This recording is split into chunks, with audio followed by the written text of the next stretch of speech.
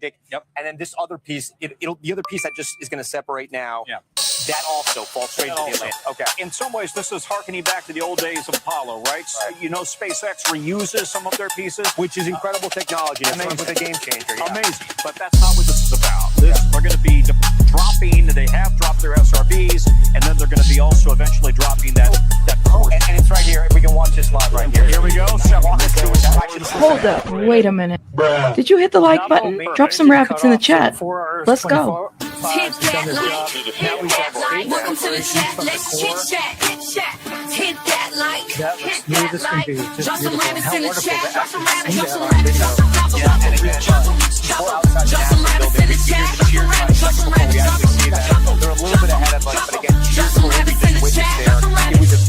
If you want the tea, come see me. Rabbit hole is the place to be for real news, not fake news. Celebrity news, breaking news around the clock.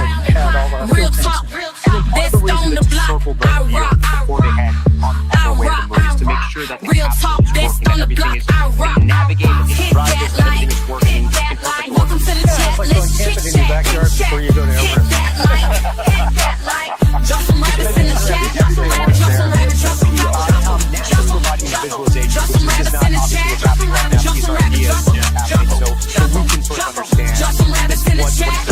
True crime is my specialty. Exposed in the industry. Unsolved mystery. Sticking to reality. Fair use commentary. Talking about cults. Trying to get results. Historic hoax. Exploring, researching, debunking, investigating, being nosy, super nosy, being messy, being shady, rabbit hole news. That's me, the chick with ADHD, unmedicated, but quite educated. Hit that like. Hit that like. Welcome to the chat. Let's chit chat. We're about to go even further than ever before. It's exactly what they hope for. Setting the stage to eventually put humans on the moon. And now, in your interviews, I know you spoke to the crew. They thought their goal, their ultimate goal was that this would be a moment of unity for the world. Exactly, because and they said that over and over. This is not about them. This is about what we can do, how we can stretch those outer limits, what we can discover as we get ready to make that landing on the moon. And they're so humble. I think in one of the interviews that you or Tom did, they said they would be happy if the next interview is with the next Artemis crew, and they want this just to keep going. They almost want to be forgotten. They want to make their mark, get the job done, and then they want the spotlight on the next crew because they're going to go even further. You know, do you remember Apollo 10? Yeah. Most of us don't. We remember Apollo 11, right? But Apollo 10 set the stage for Apollo 11. Ryan Chandler is with space fans out there witnessing this moment in history. Ryan, what was it like to watch from your vantage point there on the beach? And for PWD setup, just a reminder, halfway open on the secondary. Can you hear Ryan? Well, Ryan is speechless. No, I can't hear program right now. Ryan, I don't know if Ryan can hear us. 4601. The astronauts can hear I think NASA, they're dialing me. We're still okay. We're gonna try to get Ryan. It's live TV, folks, and they're dialing back. We need a launch commander, I think, but we're good to go. But you know, I think the other thing that's interesting, Tom, is that they are testing new things, including a brand new toilet. Which is very important. You know, and I heard it's very cramped from what I understand. But you know, the toilet. Everybody kind of jokes at that. But you know, would you want to go to the moon without a working toilet? It's a brand new technology. They want to make sure that works. They got a new water system they want to work. Brand new telemetry. Brand new comms. A brand new deep space comms network. So there's an awful lot to test drive here before they send humans to the surface. Jeremy Hansen, the Canadian who's on board this mission, said it's his first time in space. He hopes not to annoy his fellow astronauts because he's never really floated before. And he says, I'm sure he's so big it's going to get kind of annoying at first, but they'll get used to it. How hard is it once you're there and you're weightless? Oh, you're very annoying. Oh, yeah. I bumped into everybody.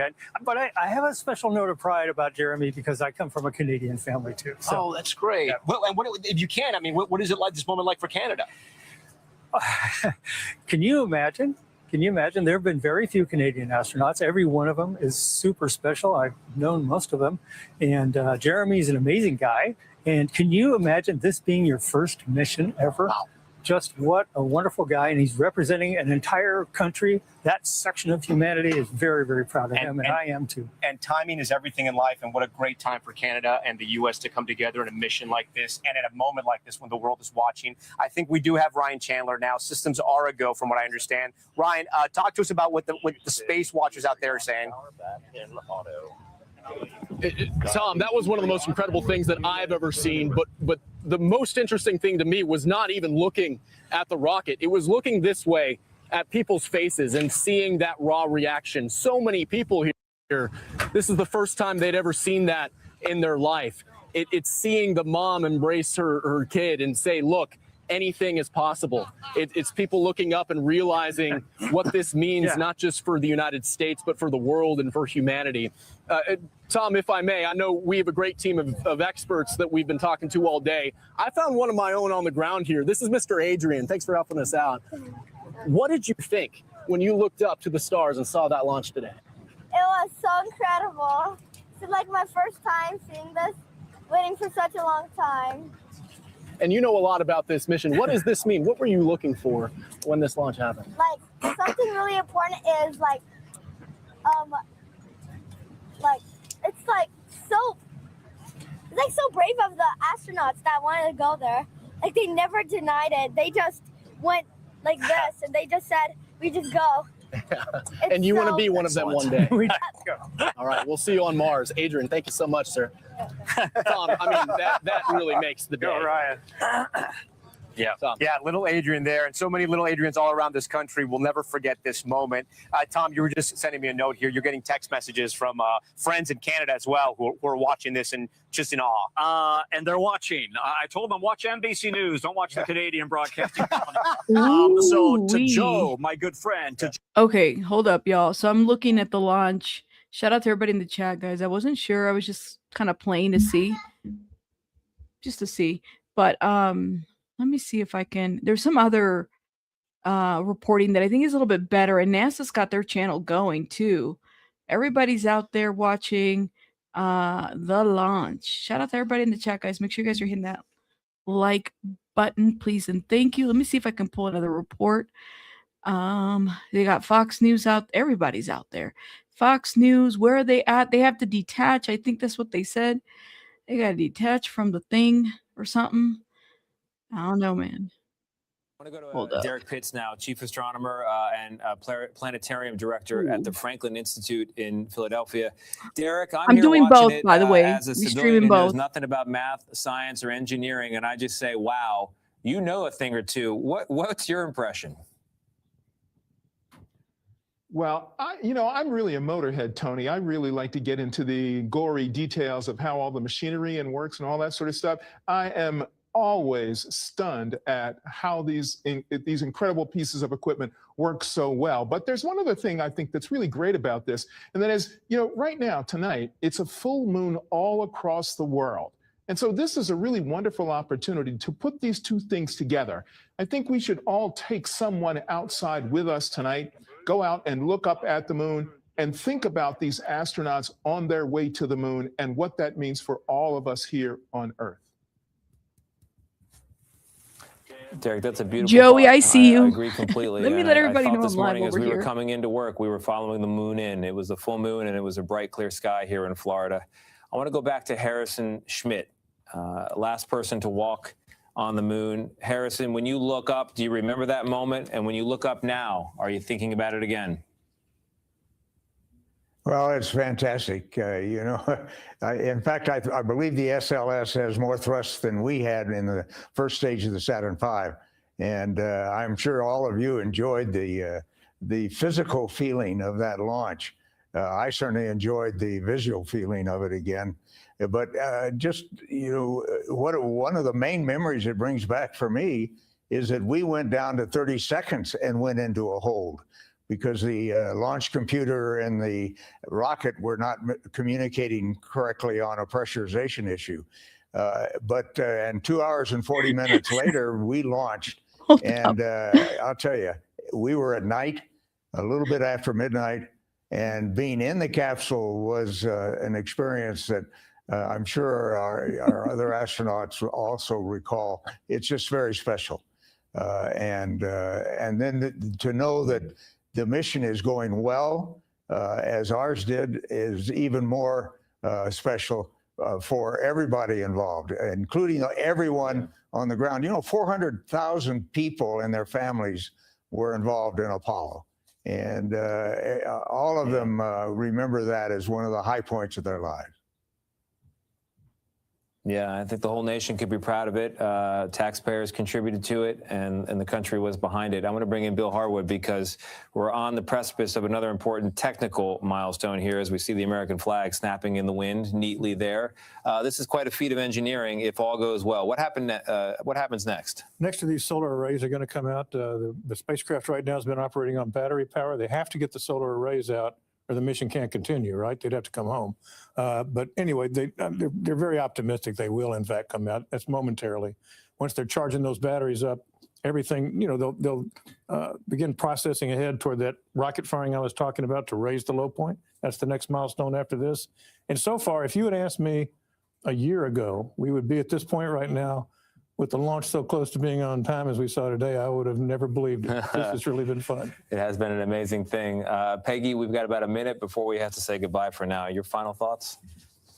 I hope there is a lot of children out there that are dreaming about going to the moon and Mars. yeah, we're going to need them for Mars next. What about you, Mike? I just, Godspeed to Reed and Victor and Christina and Jeremy. They're taking the hopes and dreams of an entire planet with them right now. I don't know if you guys can see Joey. Mark, up to you on the roof. One more chance to say goodbye. Stand by. I agree. My thoughts are really with the crew. I mean, what do we all want most of all? A safe return for them, and I fingers crossed that everything goes just as perfectly as this launch. Yeah, that's exactly right. When we had Bill Lightfoot in earlier from Lockheed Martin, who designed the capsule that those 4 astronauts are in right now, the capsule that's keeping them safe, alive, will bring them to the moon, around it, and then back. I said, congratulations, thank you for all you've done. And he said, don't thank me yet. He said, we got to wait. We got now 10 days. But so far, so good as we look at a beautiful picture of that incredible rocket, Artemis II, history in the sky. I used to live next door, not next door, but I lived near when I was a kid to Lockheed Martin too. On the CBS News that place is YouTube interesting. channel.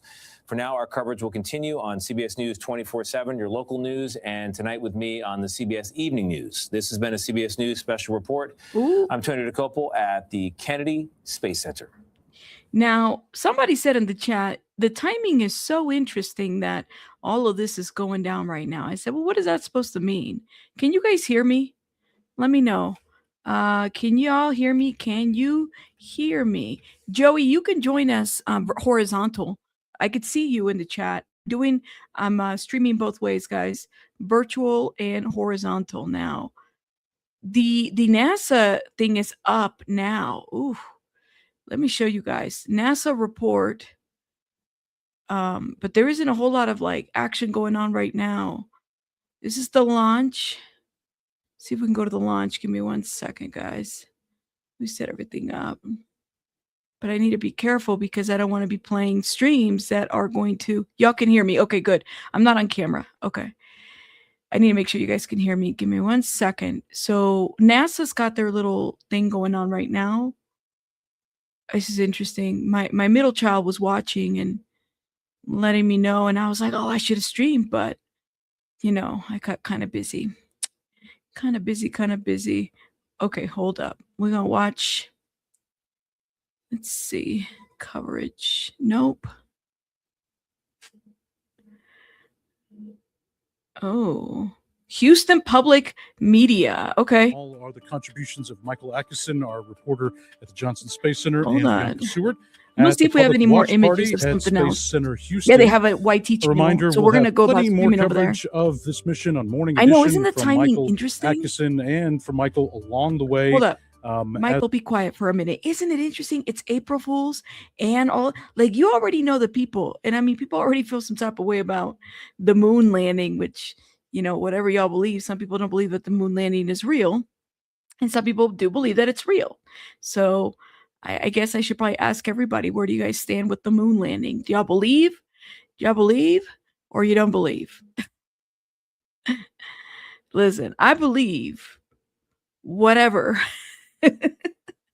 Should I not believe the moon landing? Is the moon landing not real? Let me know, guys. Let me know. Oof. Okay, now this was earlier today. Let's move that. You said it's not real, Stevia? Okay, you said the moon landing is not real? The moon landing was done in a Hollywood basement? Oh, Lord have mercy. Y'all are...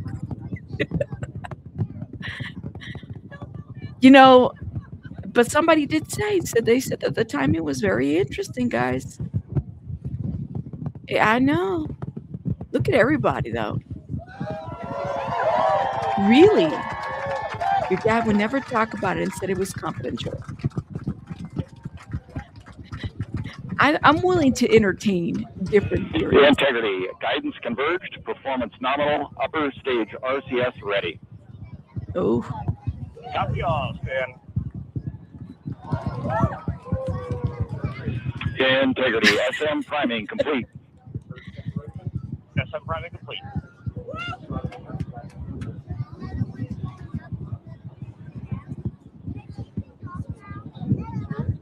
Really? I wish I would have seen it. Listen, I'm a little traumatized. I'm not going to lie to you. I remember that one year. It must have been right when I was... Moments ago that it successfully launched from Florida's Kennedy Space Center. My last year of high school. I think it was my last year of high school. There was... And I vaguely remember, and some of you guys might remember this. Hey, Poe, how are you? Shout out to Poe. Remember when they were trying to launch and the thing exploded?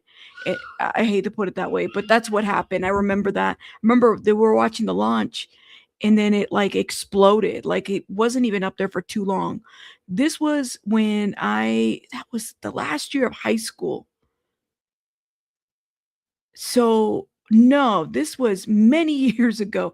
My last year of high school was in 2003. So that was around that time. Something in the early 2000s happened where it launched and it literally like it blew up or something. And I remember, okay, the Challenger. What year was that? Because for me, it's like what's it called? It's just 2002. Yeah, I remember it was like right around the time that I was finishing up high school. So that would have been it. Hey, Poe says, doing great, new job. Awesome to you. Shout out to you, Poe. Just on a break and wanted to show some love. Thank you so much. I hope you and your fam is doing well. Shout out to you, Poe. The Challenger. Y'all remember that one? See, there was one in 1986. Oh, wow. Wow. Okay, hold up. Let me unmute this because I'm talking too much. On, Ponce de Leon.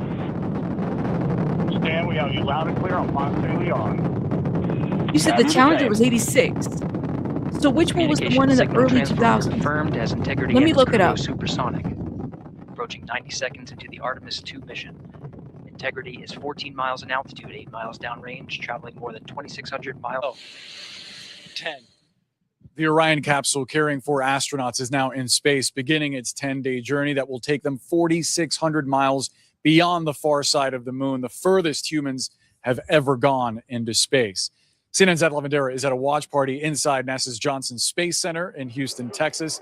Ed, there was a lot of cheering here behind me. I imagine you saw some of that too. Oh, yeah. Houston, we are having no problems, but a very, very good time here. We're about 1,300 people gathered at Space Center Houston, which is the visitor center right next door to Johnson Space Center.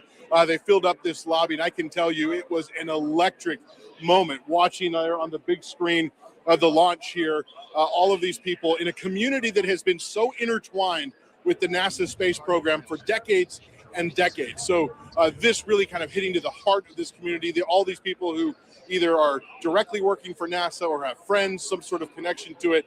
This moment means so much to so many people.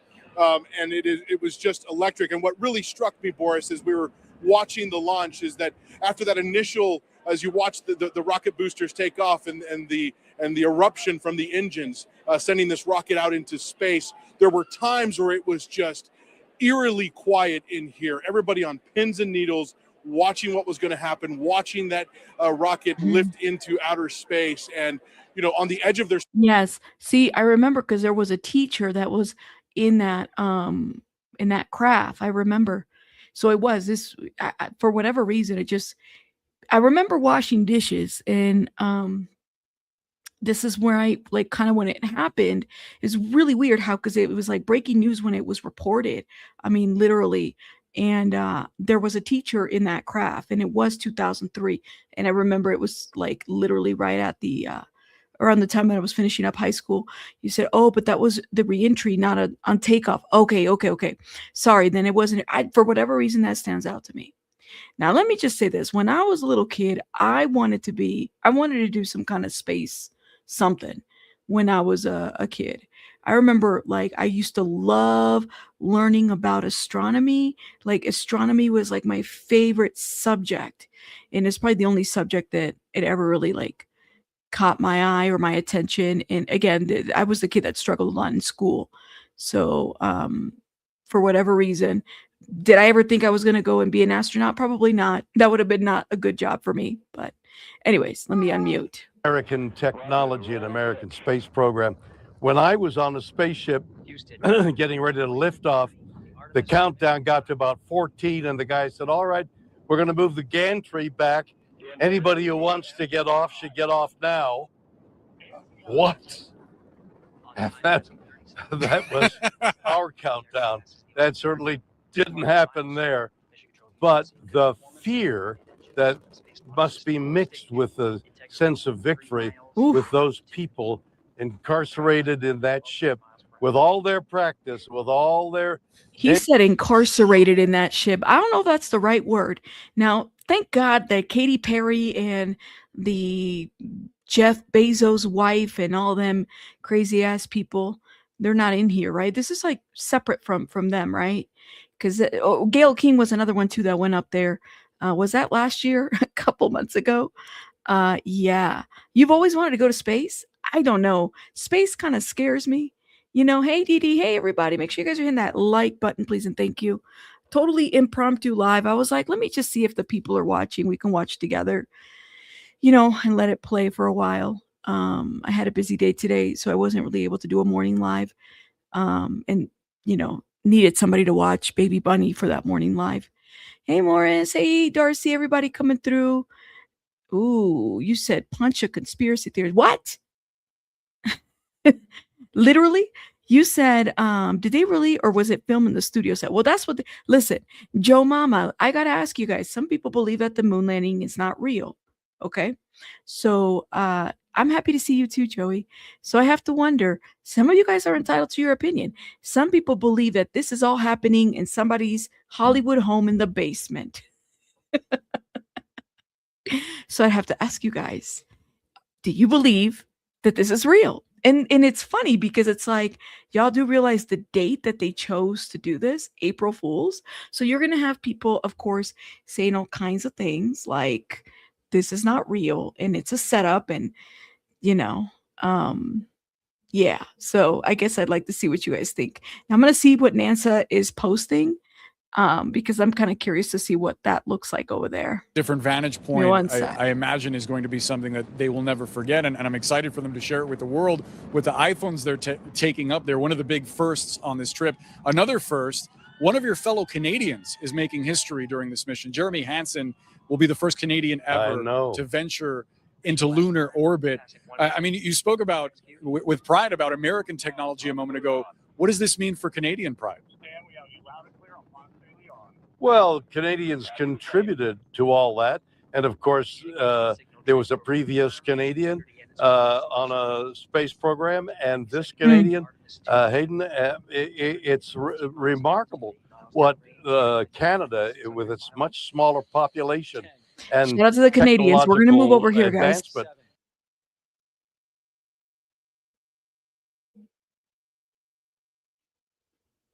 Can y'all hear the radio?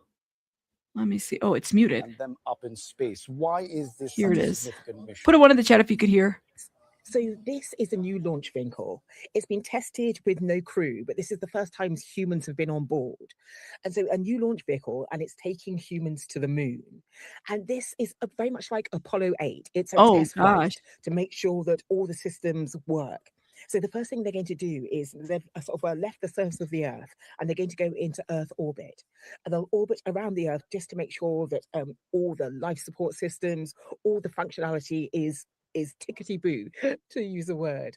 And then from that, they will launch onto the moon. But it's so important because as a child, I heard about the Apollo moon missions, and that's why I became a space scientist. And so I think this can have a similar effect, inspiring the next generation to not just sort of go to the moon, but to reach for the stars and see where it takes us. You know, it's important that you mentioned that. And, you know, a lot of our panelists have been talking about why it is important to go ahead and inspire the next generation. I want to hear it in your words. Why is that so important? Because we're also in the same breath talking about how it's taken so long for people to undertake a mission like this. Yes, and that's the question I get asked the most. You know, sort of it was over 50 years since we last went to the moon. So why has it taken so long? And it's quite interesting because when you look at the Apollo program, there was so much interest at the start. Everybody was tuning in. I know, everybody was right? It's so watching, dark. Sort of the most epic moment of the sort of 20th century. But then what happened is people sort of took it for granted to a certain extent. And also these missions aren't cheap. And so they sort of reined back and sort of stopped going to the moon. But one of the things to say is that in the meantime, we have done quite a bit of research on the moon. So as a scientist, we send probes out into space. There have been lots of things orbiting the moon, and we have discovered the potential of water on the south pole of the moon. And so what I find so exciting about Artemis is it's not just sort of going to the moon because, you know, because it's there, but it's going to the moon with purpose. We can use the moon as a stepping stone to go further out into the solar system. And to investigate that water, the idea of a moon base and sort of the lunar gateway, a sort of a refueling system actually around the moon is incredibly exciting. And I think a great inspiration for kids. They could be the people walking on the moon in the future. I'm hoping it's me too as well. You know, y'all remember, okay, this is going to be random and you guys are going to laugh at me. Y'all remember that astronaut lady who was like setting a plot to kill another person, and she wore the diapers that they wear at NASA when they're, you know, up on those things? It's so random, but I just have to say it because I can't help myself. But think about that. So they're wearing these diapers in there because they can't go in the back. Like, I think it's kind of like when you're on the plane, the diaper lady, listen, Chan, you're not... You're like, Rabbit, shut up, dude. Like, you're so random. Wait, so do they wear Depends? Like, these astronauts wear Depends when they're up there? Y'all see, I don't know why everything I think about NASA and diapers. I couldn't because can you imagine what your stuff? You would want to go like number 5, like all of the above with your stomach up there. I'd be having like, you know, it'd be like IBS up there, and then you got to wear a diaper. You imagine sitting on that shit for however long? No. Be like, cancel this mission. This is not, no, because this Depends, and everybody wearing Depends up here, it's just not going to depend. It's going to be bad. So cancel that mission. I just couldn't. I couldn't do it. I'm just saying. You know what? Nope, Dee Dee. Don't even give me that imagery, girl. No. I'm just saying because they have to. And so you're not the only one up there. Your partner is probably wearing a Depends too. Not there will never be enough absorbency, because I can imagine that I'm going to the moon and like not only how nervous I would be, but like no, there will never be enough. Let's keep playing this. Okay, thank you so much, Day. What a spectacular moment we witnessed there. The successful liftoff of that Artemis II mission. We know it's NASA's first crewed mission around the moon in more than 50 years. And we saw all of the buildup until that launch off, and then that successful boom as it took off, as Day was mentioning there. And we're going to talk a bit more about the significance of all of this with my panel, Helen Sharman, the first British astronaut, and Tim Peake, former ESA astronaut as well. I know you both have been following this so closely. So I'm going to ask you, first of all, Tim, what is happening at this moment? Because, of course, we've gotten past that launch. We've had that success, that incredible adrenaline that all of us felt. What's going on for the astronauts now? Yeah, It's been really busy. I've been following along closely. So there's a lot of excitement around launch, but actually for the crew, the real work starts as soon as you get that main engine cut out. So the first thing is to check out the spacecraft, that everything's operating normally. But those solar wings have to deploy. So we now do have solar wing deployment. That successfully occurred already on the spacecraft, which is great news. The next thing they're working towards is to raise the perigee. This is the lowest part of the orbit. Now, at the moment, if they do nothing, this spacecraft is going to come down to about just 15 miles from Earth. That's going to be coming back into our atmosphere, not good. So they have to raise their perigee to 100 miles. So that burn is coming up very, very soon. And that will see them into a normal low Earth orbit. You imagine you get chorro in space? Oh, hell. Y'all are making me laugh on this chat. Be like, the bubble guts. There's no, Depends is not going to hold the bubble guts. That's what I'm trying to say. It's like that would discourage me. This is, to me, space is just like the ocean, honestly. Except space is like, damn, you up there, you forever up there if you stuck up there. I mean, at least at the ocean, the ocean is dark. You just don't know what you're going to encounter here at all. And it sounds like, as Tim was describing there are a lot of critical moments in the next hour or so that are coming up. Yes, and these, when you say they're critical, I mean, they really are. So if your solar wings don't open, right, then you've got no way of charging your batteries. So then they wouldn't spend very long in space. They'd have enough battery power to bring them back to Earth safely, but they certainly wouldn't get to the moon, and that they might not even get into high Earth orbit. So this is a really, really quite a significant event. And it's not just one event, right? So they start to deploy and they have to. All right. So what are those guys doing there? Stable. But yeah, that's I know it's a stupid question. But like, it's not like they're doing air traffic control. Like, what are they doing there? What are they like? Do they just make sure they're communicating with each other, checking the craft and making sure? Because look at all those damn computers, man. Like, I do have to wonder. I mean, if there is no traffic in space, so I don't know. I mean, it's a stupid question, but I do have to wonder. What are they? Are they the ones in charge of making sure that the thing stays up there? It doesn't go anywhere else. Tim's absolutely right. Everybody we saw already some pictures, didn't we? Yeah, and they're not on there at the moment. We can just see the Launch Control Center there. And of course, they're really focused on all of these next operations like the astronauts are. But the people at the launch site, the spectators, they were packing up their stuff and going home already, because for them, the launch is over. That's what we see from Earth. But the astronauts, it's just the beginning. It's 8 minutes. That's all it is.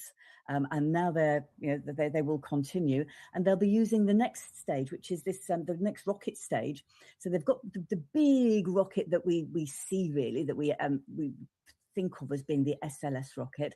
That's been used up, but there is this interim cryogenic propulsion stage now, and that's what's going to be used to do these orbital maneuvers.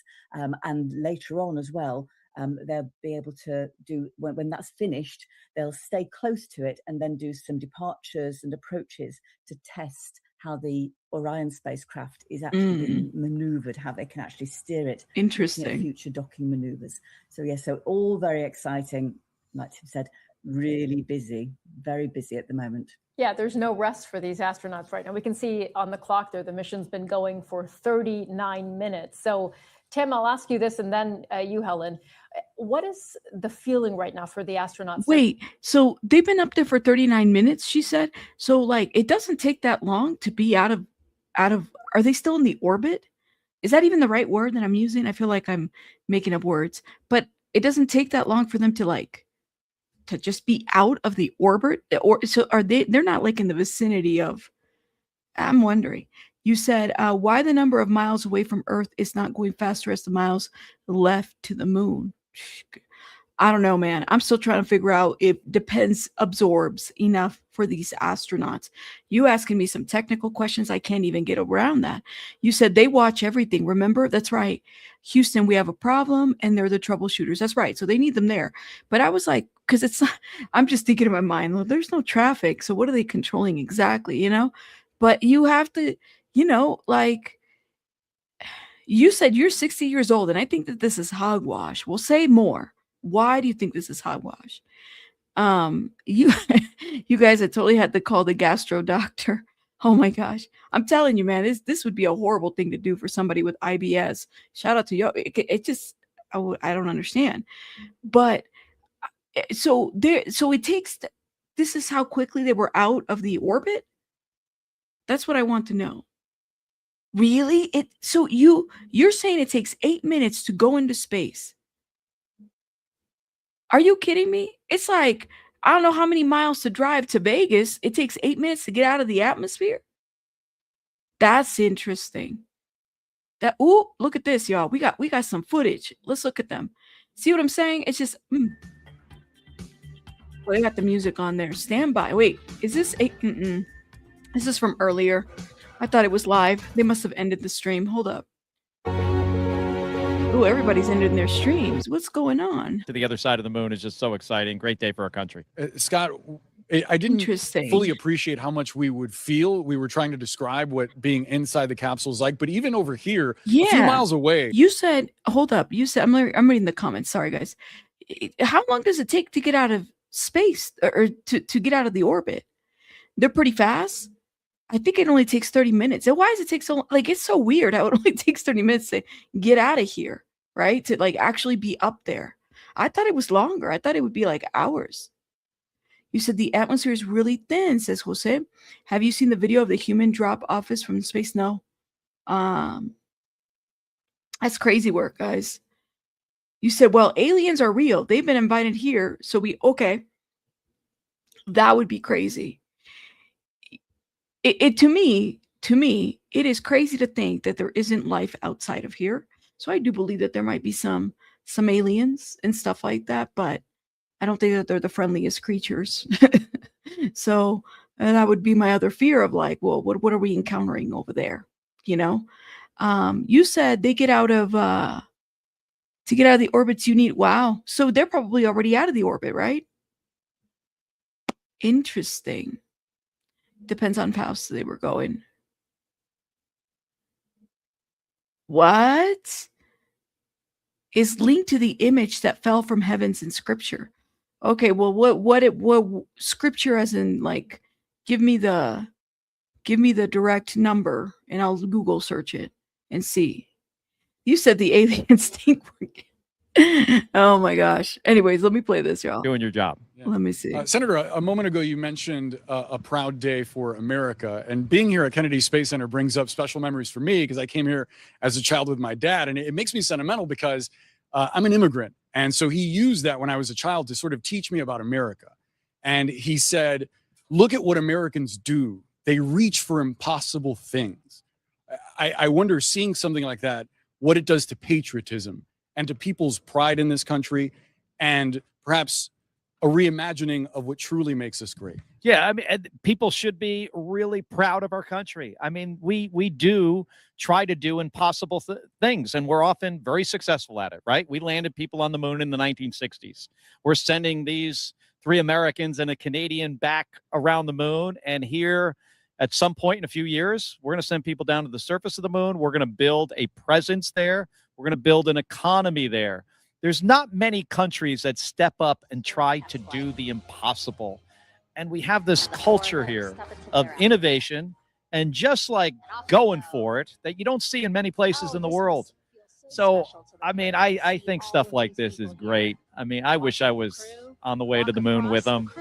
I got to go back to Washington, unfortunately, and try to work on some of the other issues. Yeah, it seems like it'll be a fun time ahead for you with so much going on. Scott, I imagine this does something to your national pride as well. Oh, absolutely. You know, I think I said this earlier, but, you know, we both flew in space 4 times. And yet I still can't imagine how exciting this is for those 4 crew members, but also all the people that worked on this mission. I mean, the thousands of people in this country, even around the world, you know, because of this, where some of the hardware comes from. Just incredible amount of pride today. Yeah, no doubt. There's also something that we haven't talked about, which is the economy of the moon, because I understand that there are ambitious plans how much to does it perhaps cost? someday extract resources from the moon that could be very useful back here on Earth for all forms of power. Can you speak to some of that? Yeah, it could be. I mean, we often talk about fusion power, which is a technology that is starting to work, right? We got, more power out than we put power in. Recently you have these fusion power plants that are being built. That technology is powered by tritium, H3, right? So tritium is not widely available on Earth, but it is on the surface of the moon. So in theory, I guess you could bring some of it back. Hey, we've got a lot to learn here. We're just taking the first steps here and trying to do this. But we did build an economy in low Earth orbit, with crew members and cargo and new technology and new satellites. We can do that same thing on the surface of the moon. Scott, what are you most looking forward to with this next chapter of deep space exploration? Well, I'm just hoping that everything goes right in this mission. I mean, this is just the first step. So, kind of holding my breath a little bit. And we'll just have to wait and see when they get safely home. And we'll think about what's next. Scott and Mark Kelly, we hope that you will join us when they do. Thanks so much for being with us. Thank you, Boris. My pleasure. Coming up, just how far will these astronauts travel on this momentous journey? And a close-up look at what helps the Orion capsule go into a high orbit and then break away from Earth's gravity as Orion continues its mission toward the moon. Ooh. 4, 3, 2, 1. Booster ignition. And liftoff. The crew of Artemis II now bound for the moon. Humanity's next great voyage begins. Good roll pitch. Roger, roll pitch. Houston now controlling the flight of Integrity on the Artemis II mission around the moon. Integrity, AMT high. AMT high. On time passing 30 seconds into the flights. Integrity passes the ultimate MECO. Target milestone. Mission Control Houston seeing good performance on the main engines. Space Launch System core stage. Integrity, 3 miles in altitude. Traveling more than 1,200 miles per hour.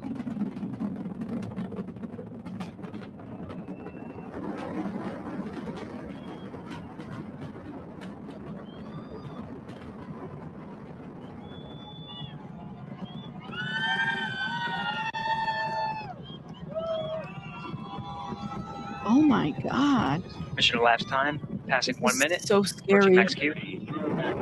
On, Ponce de Leon. Stan, we have you loud and clear on Ponce de Leon. Have you the same? Communication signal transfer confirmed as Integrity and its crew go supersonic. I know, right? Approaching This 90 guy is hella seconds into the Artemis II mission. Integrity is 14 miles in altitude, 8 miles. I'd be like, wait, I gotta go to the bathroom, guys. I gotta go to the bathroom. It wouldn't be me. Oh my God. Joey, thank you so much for the 1999 featured seat mounted suction for defecation and separate vacuum hoses with specialized funnels for urination.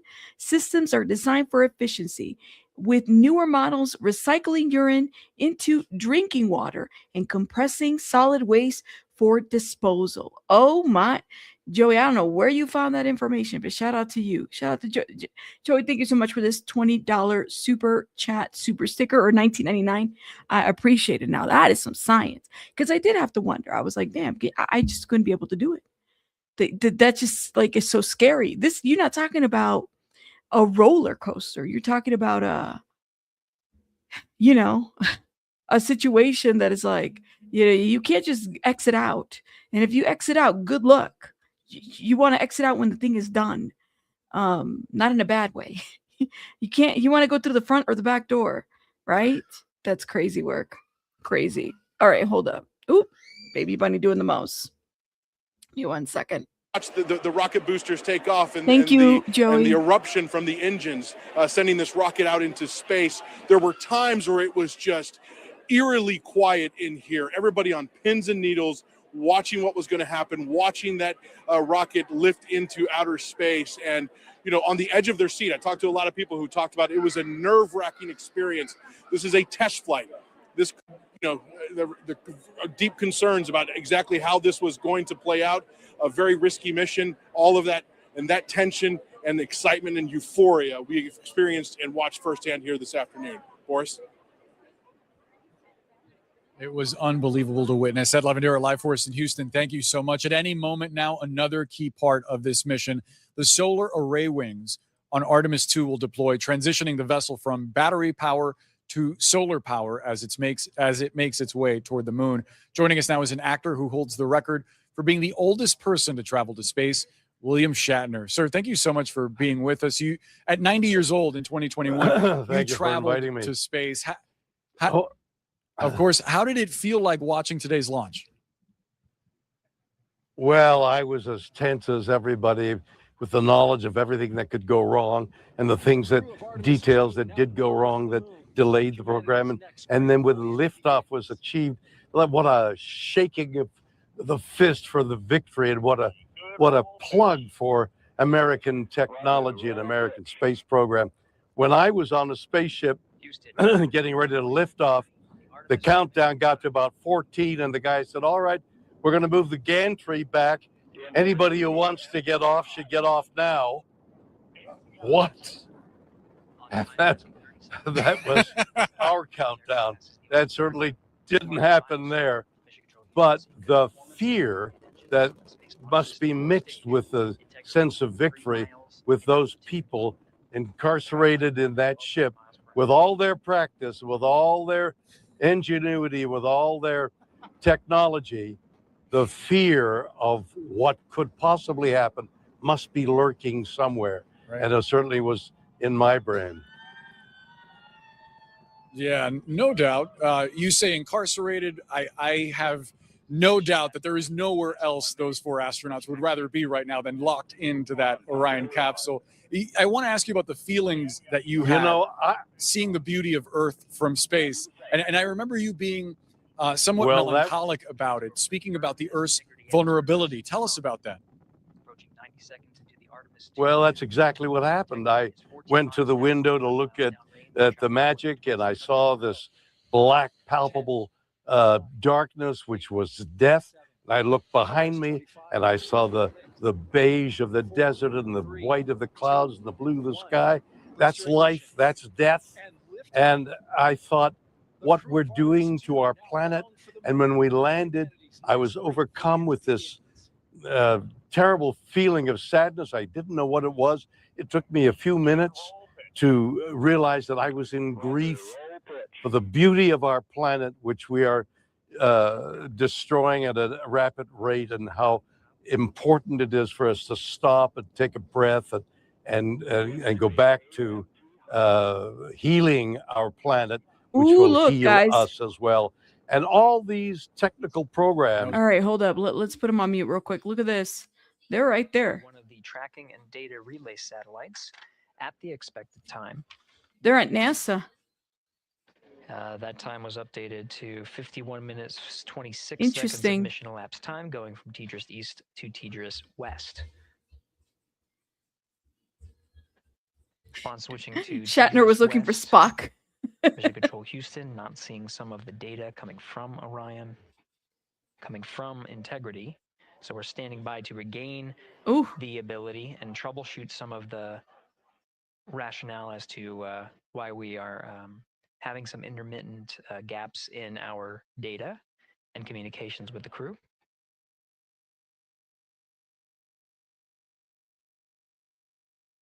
Wait, I don't like the sound of that. Something about gaps. Gap is never good.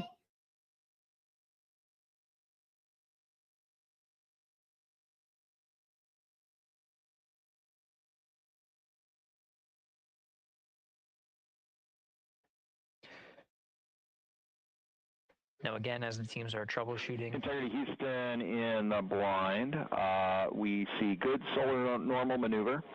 ARB TIG is expected to be 45 seconds earlier than the pad. That's 1 hour, 46 minutes, 0 9 seconds. No update to TIGO yet.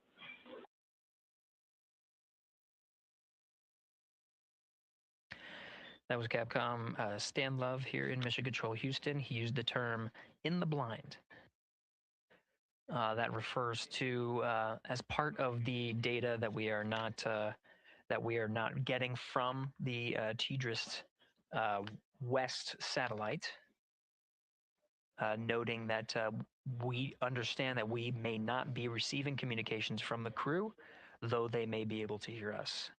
So Stan Love reporting what status is known on our end. Oh We do gosh. know that I'm not feeling this from the data either. we are receiving that the upper stage and integrity have maneuvered to solar normal, meaning that the orientation, the attitude of the spacecraft is such that solar rays can draw the maximum amount of power.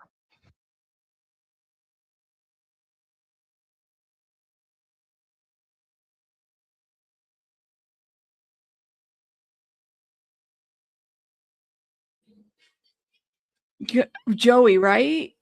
It's something about they can't communicate with us, but maybe they can hear us. What do you mean, maybe? Maybe? Maybe? They better be communicating. I know, right? They don't have enough screens. Integrity Houston in the blind for Christina. Just before the TDRS handover, we heard your report about the lack of an oxone inlet filter. We copy that there is not one installed as expected, but please put in a new one.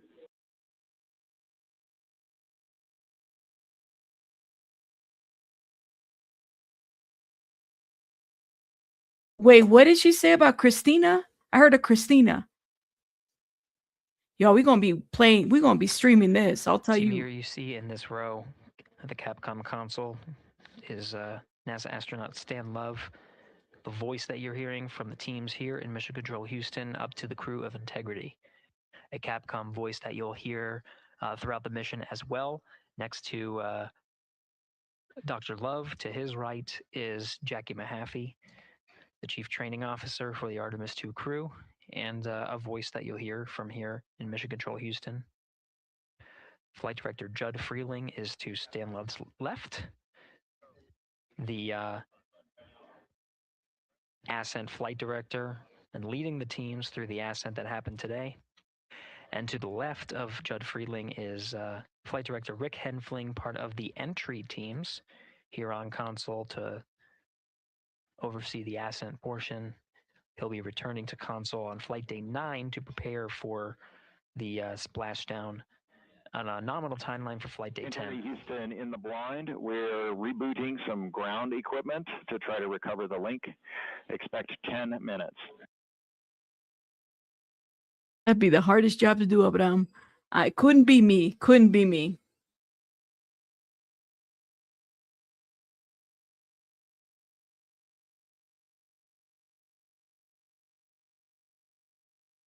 You said, Jane said, Christ, they've got to fit a new oxygen filter as one's not fitted as it should have been. Geez, off to a great start or a good start. This is Mission Control Houston. Oh, I don't like that. Again, the teams here are troubleshooting the lack of a forward link, the inability to communicate with the crew aboard Orion. Teams are troubleshooting and planning to reset some ground equipment as the forward link was dropped at the time that we switched from TDRS East to TDRS West. That happened, that handover period started at mission elapsed time of 51 minutes, 26 seconds. Capcom Stan Love reporting some updates, what is called in the blind, meaning that though we... Integrity Houston in the blind, expecting an imminent automated swap to string 2 on board. Also, reminder, we are still receiving good ICPS data.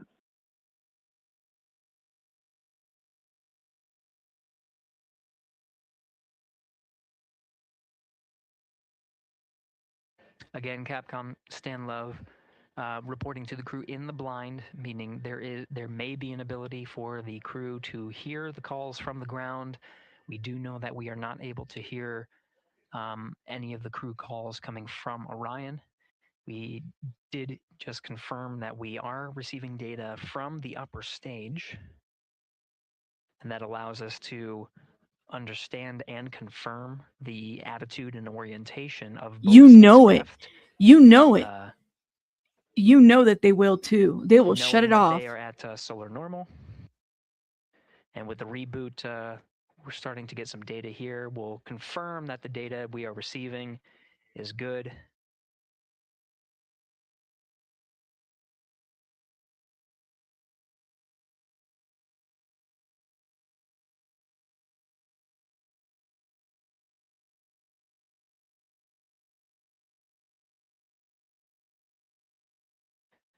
And with the regain of comm, we're starting to get some views aboard the Orion spacecraft. Integrity Houston, voice check on TDRS.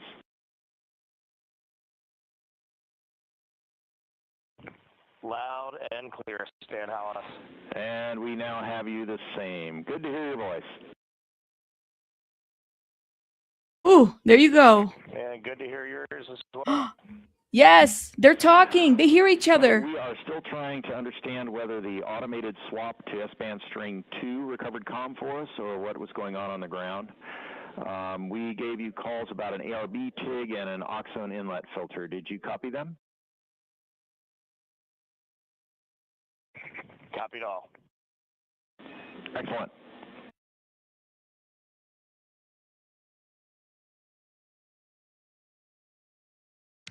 This is Mission Control Houston, though the solutions that were applied to regain the communications from Integrity is not known which one worked. We do know that we are receiving data. We're getting confirmation that is updating some of our telemetry that shows that the solar array wings have been reconfigured to the solar normal. Again, drawing as much power as possible while Integrity is in flight and awaiting the next burn, the apogee raise burn. And you just heard confirmed, though Stan Love was reporting some things in the blind, meaning we could not hear the crew respond to any of the calls that were going on Orion to Earth. We did confirm from Reed Wiseman aboard Integrity that they did hear all of the calls that Capcom Stan Love was reporting. And Integrity for comm, while we are sorting out the earlier comm loss, we plan to remain on S-band string 2. Copy S-band string 2 and quid 19 has been inhibited for right CCD. Copy quid 19.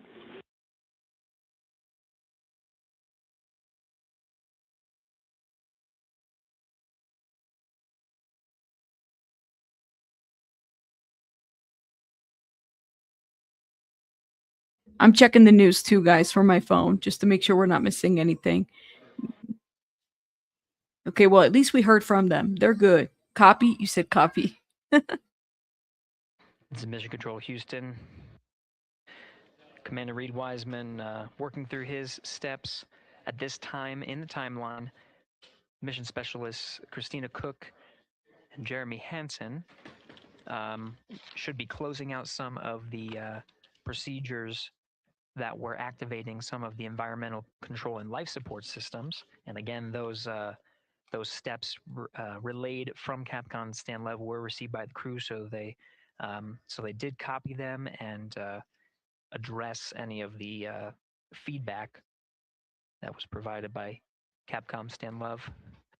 The launch and entry suits for Mission Specialists 1 and 2, that's Christina Cook and Jeremy Hansen, per the timeline, they are in the period of time to doff or take off the suits. The launch and entry suits for Commander Reed Wiseman and Pilot Victor Glover will remain on until after a successful apogee raise burn. Their role is to oversee the successful burn there. In the meantime, they're configuring some of their equipment and configuration that's needed ahead of the day's activities, starting with covering a CCD cursor control device. And they're well on their way to a nominal timeline, of course, addressing the communication link by resetting some ground equipment and changing the string of communications, which addressed the issue, and now we're getting full data from the ICPS as well as the Orion spacecraft.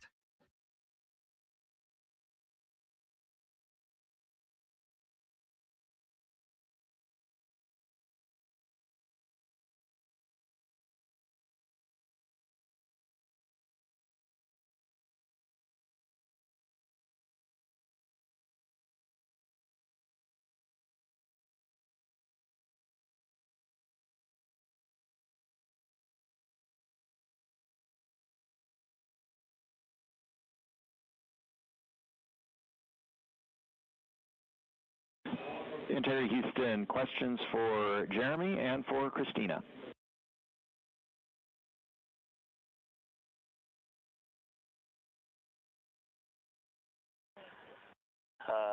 Stan, can you power on the toilet, and then we'll stand by for your words for Jeremy and Christina.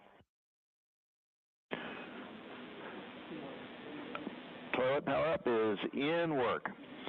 The questions are, can you confirm the HHP cam has been powered down? And then the question for Christina is whether the urine filter, that's the rubber part, was installed, but just no beads connected.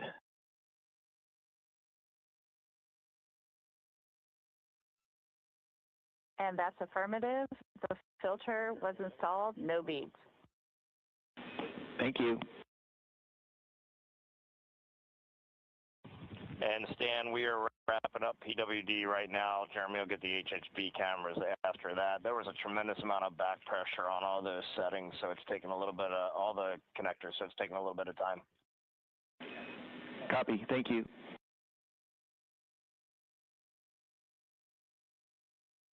Commander Reed Wiseman aware of the steps, the initial steps for mission specialists Christina Cook and Jeremy Hansen, working on some of the systems inside, while the commander and pilot monitor the flight of Integrity. Integrity Houston, toilet is powered, waste tank purged.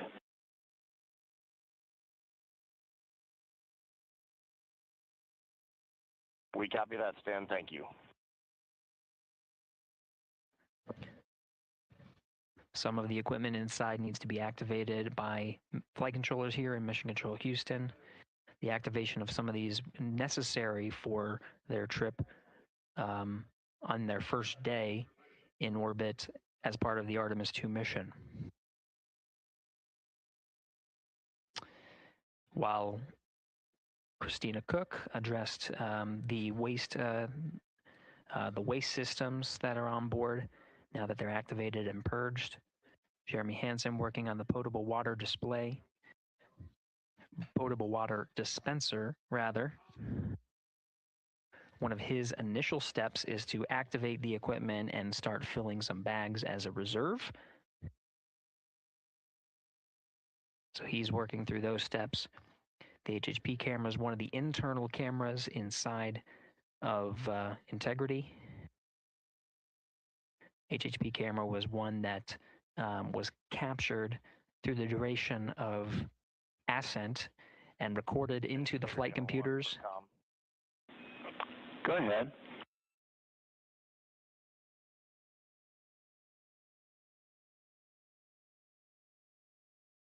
Yeah, doubt it helps you at all, Stan. But that whole time that you all had, it seemed like you had a good forward link. We just had no return. We saw a good frame lock, and everything looked good. The only thing we did not have was a good ping. I don't know if that helps you. That helps a lot, Reed. Thank you for that report.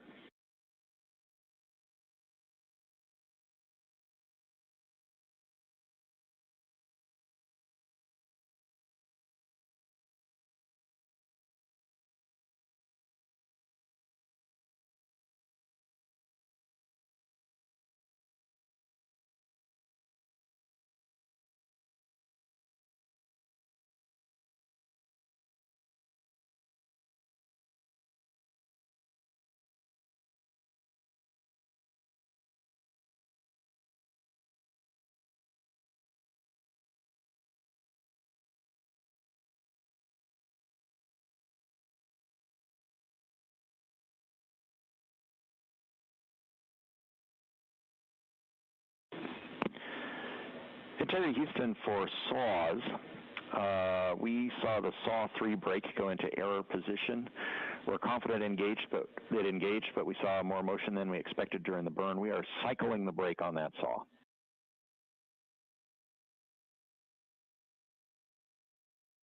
Okay, Stan, we copy that.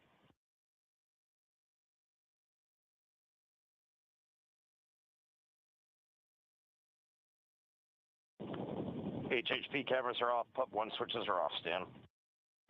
Copy HHP and PUP, thank you.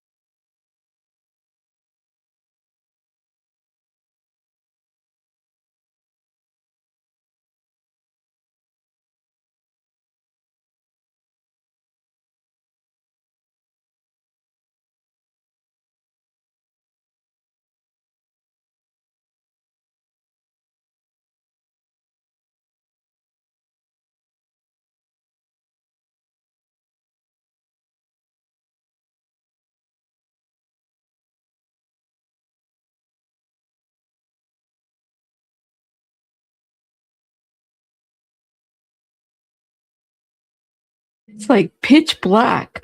What is the camera facing to? Does anybody know? Can anybody tell me what it's facing to?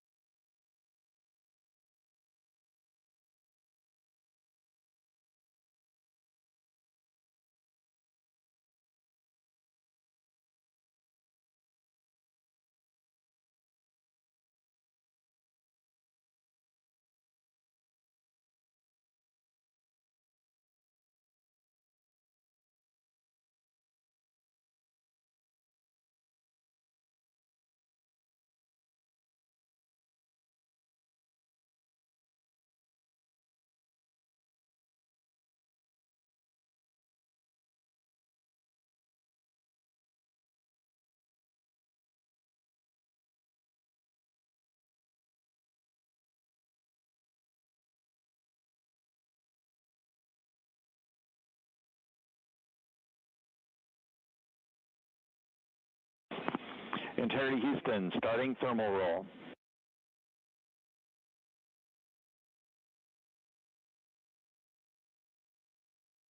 Houston, integrity on toilet, step 6.7. Go ahead for step 6.7. Yes, during 6.7, about 20 seconds after starting the water into the funnel, after a nominal startup, the toilet shut down on its own, and I have a blinking amber fault light. Copy, talking about it.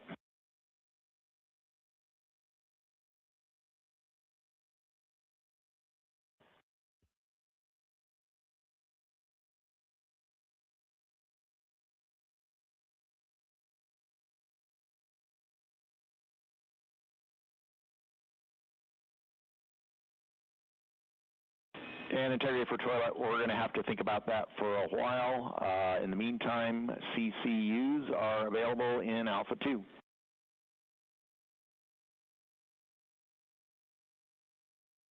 We copy, and I'll be returning the funnel to the cradle. Good config.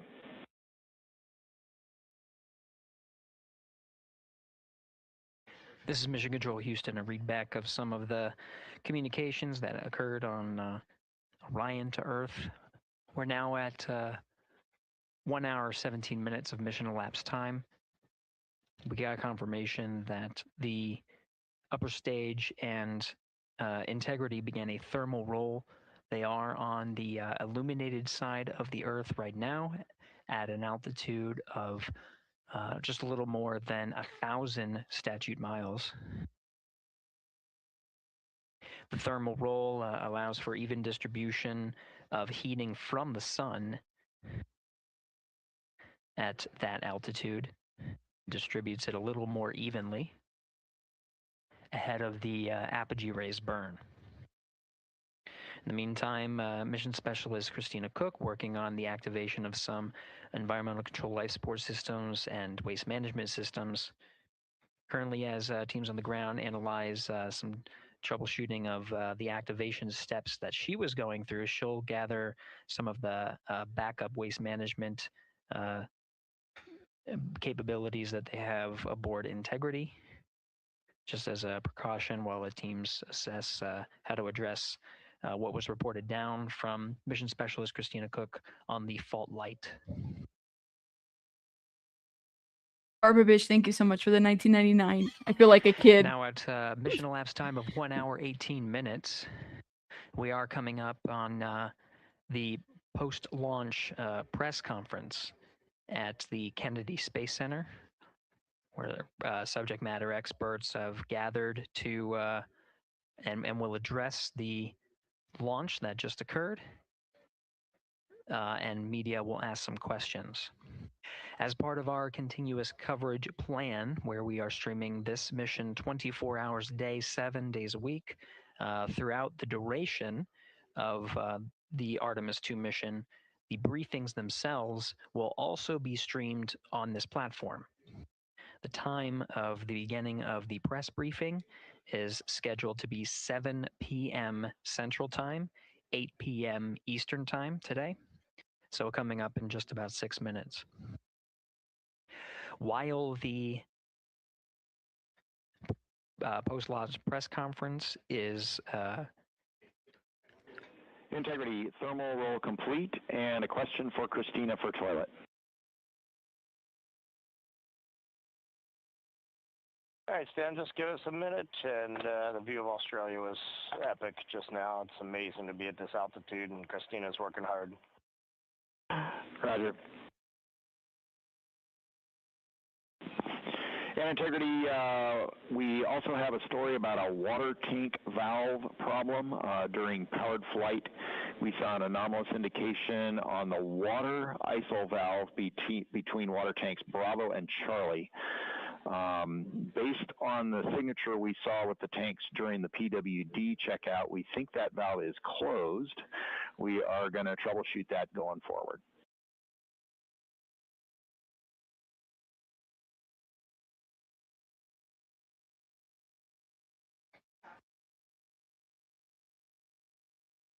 quick recap. The thermal roll is complete, distributing. Dan, when you got Equus.N2H2O up, give me a call.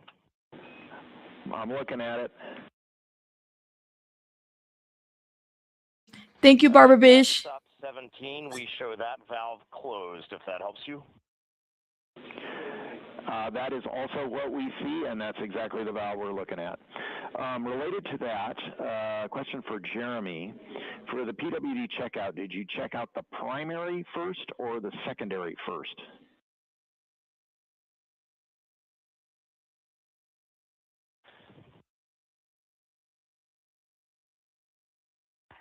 And Stan, Jeremy says primary first because he had trouble getting the secondary on, and I'm also ready to take your call. Copy, primary first. We appreciate that. Christina, for the toilet, can you please tell us what the status LED is doing? Or was doing when you saw the fault?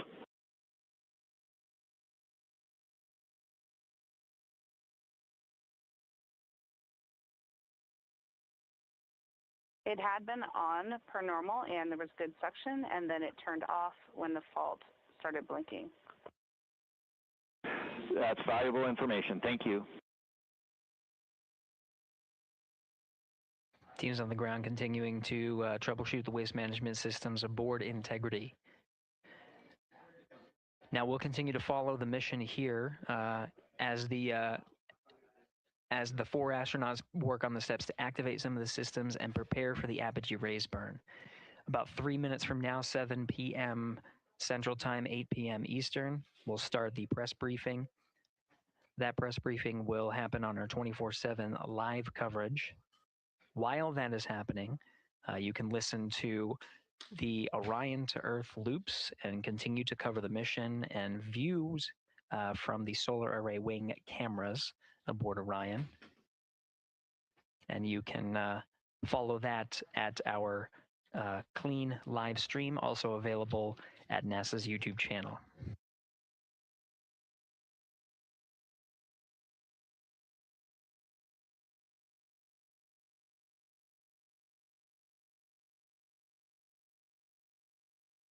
And they just blasted Christine out there with the toilet. Why she got to be the one testing out the toilet? Why does Christina have to be the one testing out the toilet? That's what I want to know.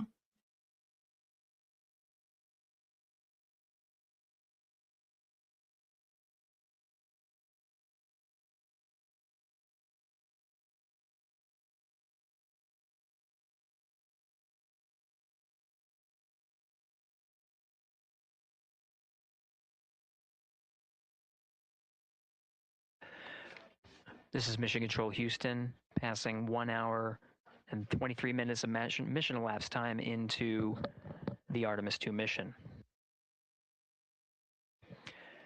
The Integrity crew, about 800 statute miles over the Earth, currently passing over Australia. Commander Reed Wiseman confirmed that pass over Australia, they were able to peek out the windows and see that view. Now that's from an beautiful. altitude Look at that's that. higher than any of them are used to. That's beautiful. Jeremy. Integrity Houston for GNC, we are taking channel 1 to unfiltered and BFS.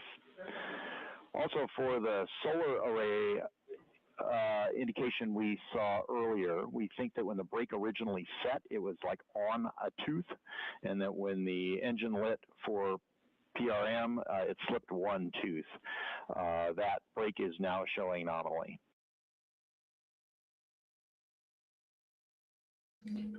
I know. Okay, Tanya, we copy that. And I'm just curious, I feel like about a half an hour ago you took 1 to unfiltered in BFS. Is this nominal or did something happen? Victor, this is nominal. Right. The view is magnificent. Okay, thanks. Copy. Barbara, thank you so much again for this. I didn't read it all. I feel like we're a kid watching TV with my friends while we're on the phone. Yes. Shout out to everybody. Make sure you guys are double tapping if you're watching the vertical and hit the like button if you're watching horizontal. Okay. Now 7 p.m. Central Time at a mission elapsed time of 1 hour 25 minutes. An update for viewers. We are continuing to cover the Artemis II mission and see live views from the solar array wings. The press conference scheduled for 7 p.m. The current start time for that press conference is 7:05 p.m. Central Time, 8:05 p.m. Eastern Time. During the conference, we are expected to execute the apogee raise burn. We're a little more than 20 minutes from the time of ignition of that burn. We do know that the time of ignition has been updated from the pad. This is the predicted time of ignition and trajectory that was uploaded to the crew prior to liftoff.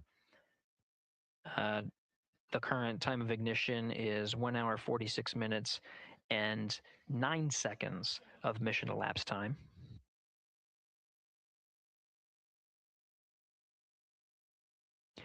The duration of the burn at the pad was 17 minutes 52 seconds.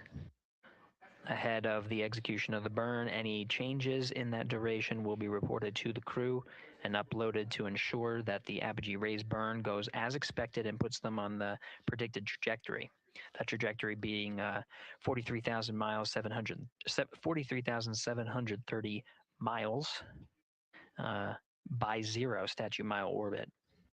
This high Earth orbit will take the crew of Integrity past the tracking and data relay satellites that are positioned about 23,000 miles away from the Earth. Again, they're currently on TDRS West. And they will transition to the Deep Space Network. The apogee raise burn time of ignition again at 1 hour 46 minutes and 9 seconds of mission elapsed time. That is expected and will occur during the post-launch press briefing. So as part of our 24/7 coverage, the briefing itself will overlap with that particular milestone. To follow along on our 24/7 coverage, we won't necessarily stop our coverage. The clean Orion to Earth loops will be available on our clean feed that will show a view similar to what you're seeing now. This is a view from the solar array wings, and you'll also hear the communications between Capcom's Stan Love here and the crew aboard Integrity, and you can listen as they confirm the execution of the burn and any changes of the burn. When we come back from the press conference, expected about around 8:05 p.m. Central Time, 9:05 p.m. Eastern. We'll go ahead and recap any of the milestones that occurred while we transitioned to the press briefing to answer the questions that come from the press, and continue along on our 24/7 coverage.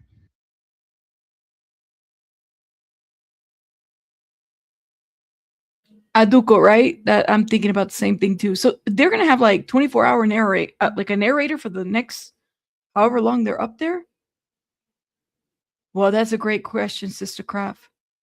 I don't know, man. You said, did it rain? Did it rain yesterday? It's a great question. Let me see. They're not polluting the air skies because they're outside of the atmosphere. They're not on Earth anymore. They're not on Earth. That was quick. That was quick. It's like Aaron Estrella Mom said that it doesn't take long to Houston head out. integrity for CFC install. That is complete. Copy CFC. Thank you.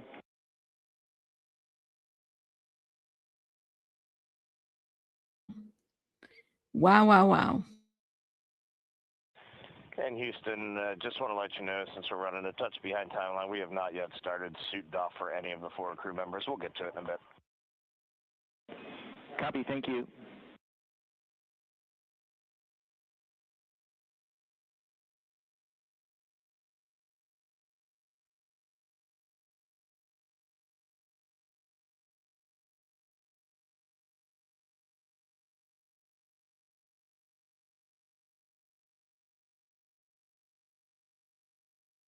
Whatever goes up has to come down.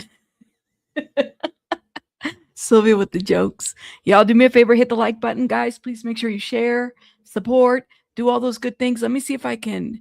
I'm trying to refresh the link, see if the presser has started. The presser has not started. They were supposed to start. They're late. They're late. Sylvia does the most in the chat, man. The toilet should be the first thing you check. That's what I'm saying for somebody's podcast. That's why I was like, I think Storm said, Rabbit, you jinxed them with the toilet. I said, that would be the first thing I check. Make sure the toilet's working. Like, what do you mean? You gonna be sitting on a shitty Depends? You know that triggers IBS. This whole exiting and leaving and the up there, and then you go from light to dark. No, that's the first thing you'd have to do. It's crazy, man. Because I'm telling you, there might be only 4 people in that thing, but still. Integrity Houston, updated ARB numbers when you're ready.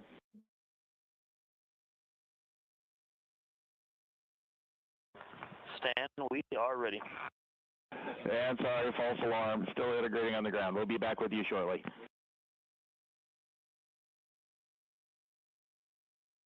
Good practice call. Talk to you in a second. Roger.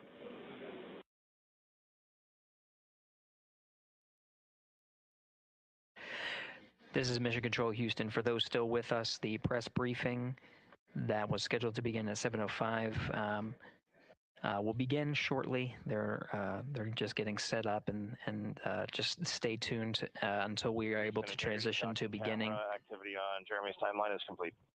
To the beginning of the press briefing. Copy docking camera. Thank you.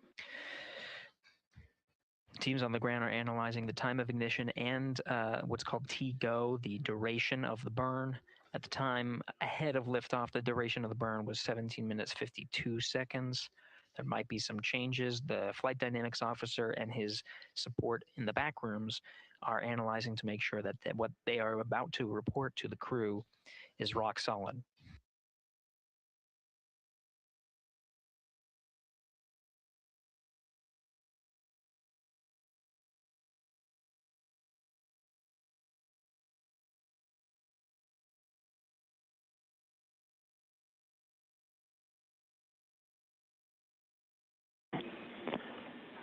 Integrity Houston with new ARB numbers for real this time.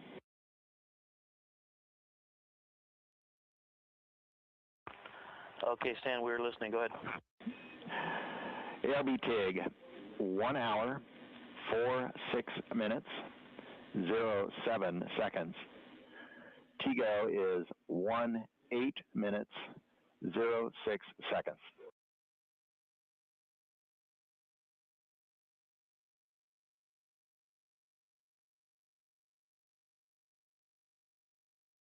Okay, Stan, we copy and have entered 1 hour, 46 minutes, 7 seconds for TIG, and TGO 18 minutes, 6 seconds.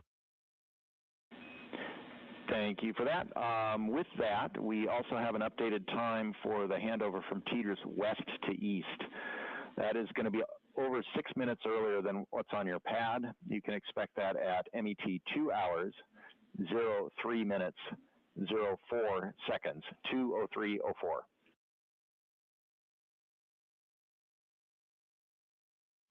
2, 3, 4.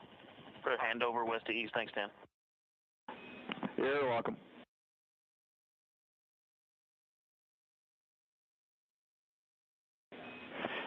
And integrity 2 minutes to maneuver. PFE is reading 3, which is nominal. Copy PFE.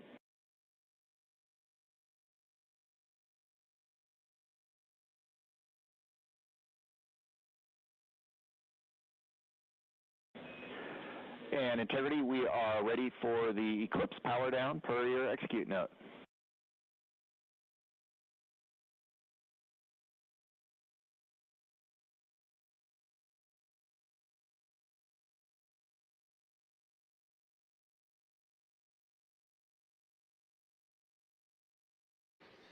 All right, as we've continued to follow along on the mission here in Mission Control Houston and on the Orion to Earth loops, we'll take you over to the beginning of the press briefing, the post-launch press briefing over at the Kennedy Space Center.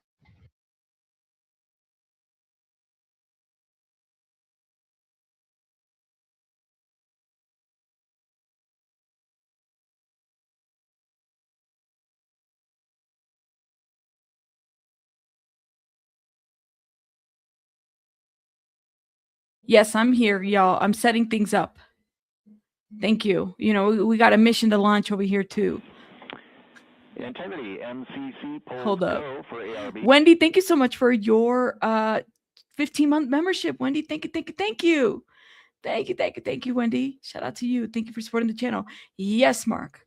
What Rabbit is a space nerd? Well, sometimes. Thank you so much for this super chat. We're talking about all the things that, you know, like to me, the first thing that comes to mind is the bathroom. And clearly I'm not the only one because they had to check that. That's number one while you're up there. Thank you, Mark, for this super sticker. Now, hold up, y'all. I had to mute them for a minute, but let me check the other link. Do we have a press conference yet? You know, for the oh, mama, for the comic relief fun. Thanks. Well, I'm glad we can make you laugh. Okay, I'm glad. You know, that's the thing. It's like some of the stuff is just scary. Shout out to the astronauts. I find it interesting, but it's scary. Power down. Go ahead.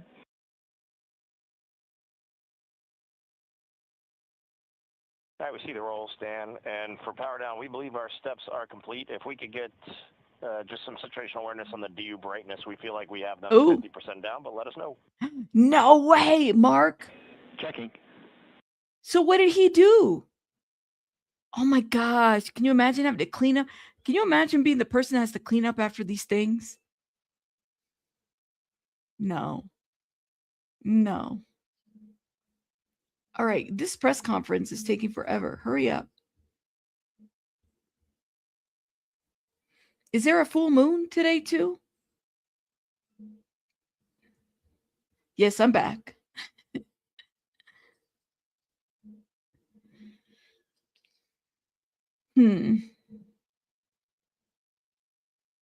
Oh no, it's blue. Oh. Integrity, we see DU3 right at center. We see DUs 1 and 2, a couple of clicks above center. We're checking power draw now.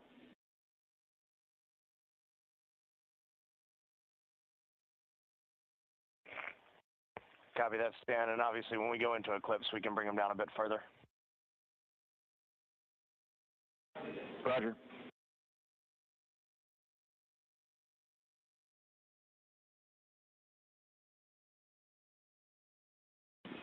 And Reed, when we get into eclipse, we would like those extra clicks on Ds 1 and 2.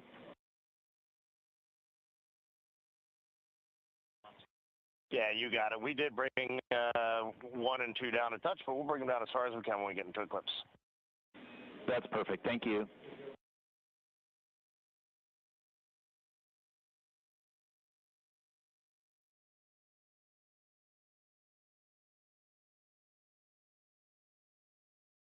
You said they doing it for the clicks. 1, booster ignition, and liftoff. The crew of Artemis II now bound for the moon. Humanity's next great voyage begins. Good roll pitch. Roger, roll pitch. Houston now controlling the flight of integrity on the Artemis II mission around the moon. Integrity, AMT high.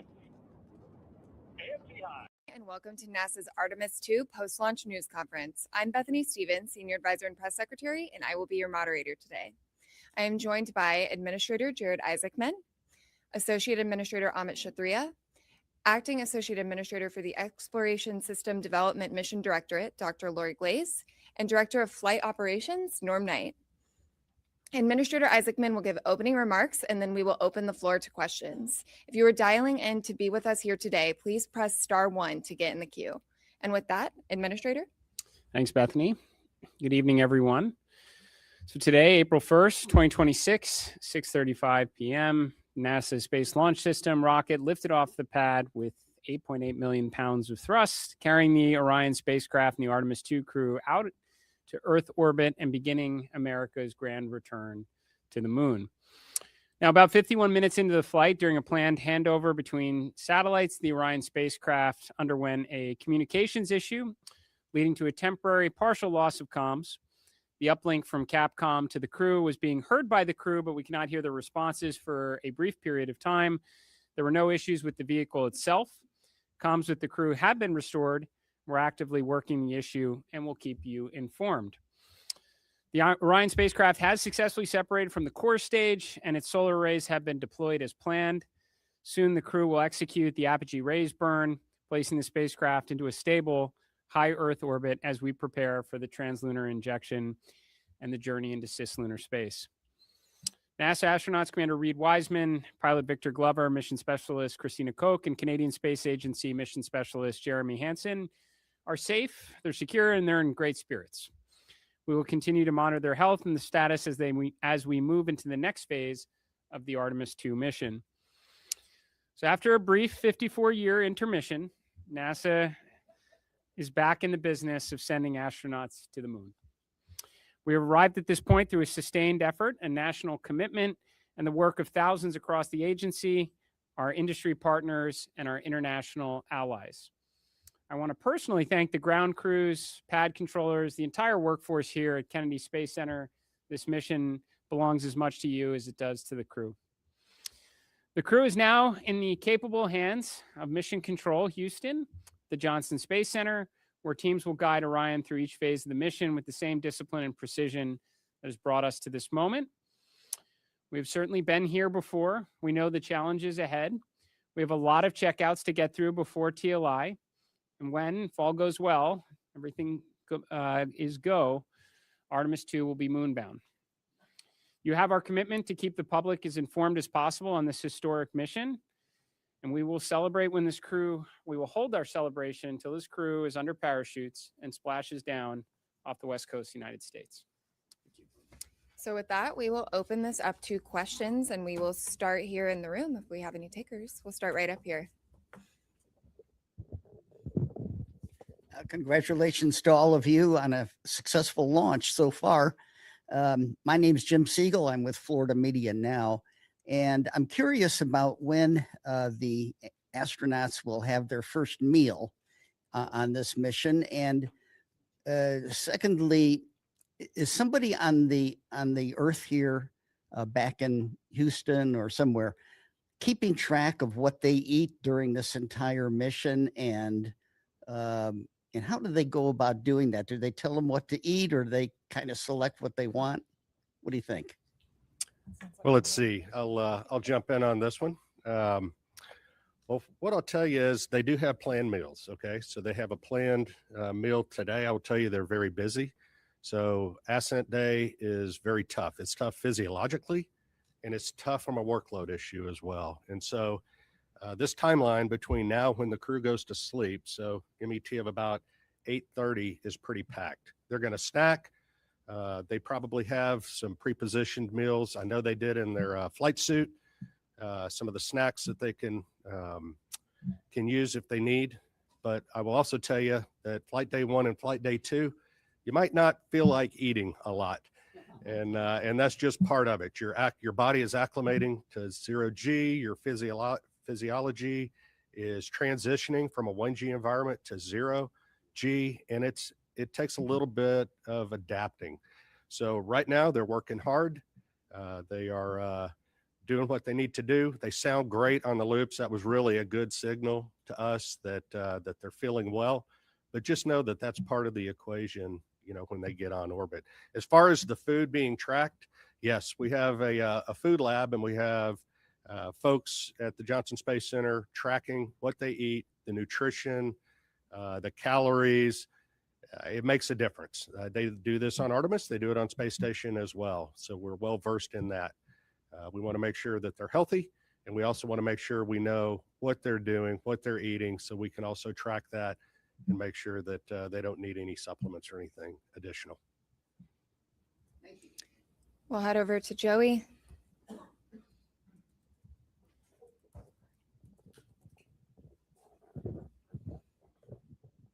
Thanks, guys, and congrats on a clean launch so far. Jared, or whoever wants to answer, how were you able to resolve the communications issue, and do you have any guesses as to what might have caused that?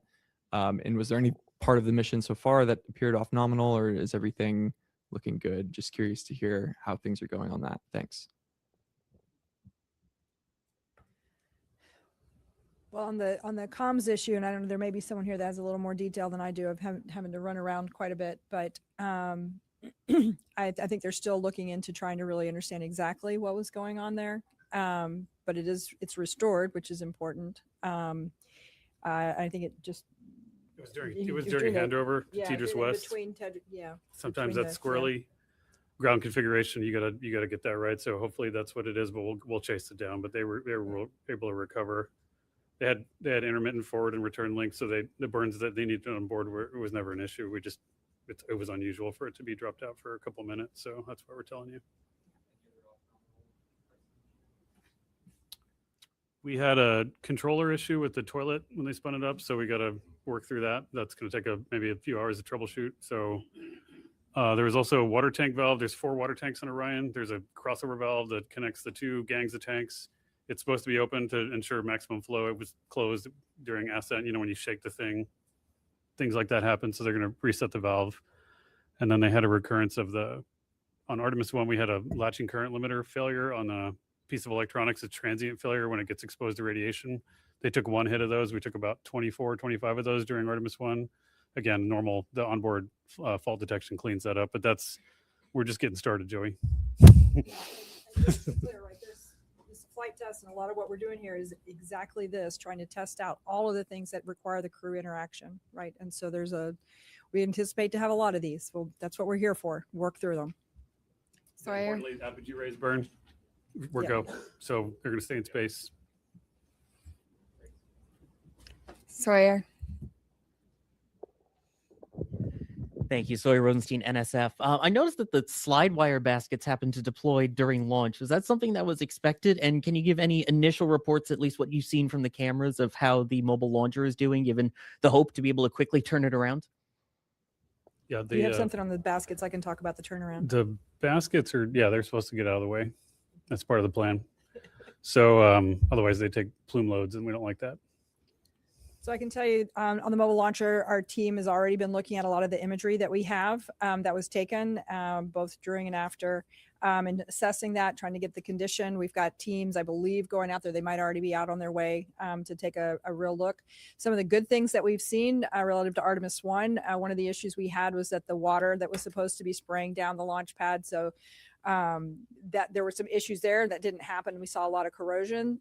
the water was working, so things were getting washed down. We're still also going to remove some of the parts so that we can do some of that cleaning to make sure we don't have those corrosion issues. We haven't seen evidence of things like after Artemis 1, like the elevator doors were blown off. We haven't seen that.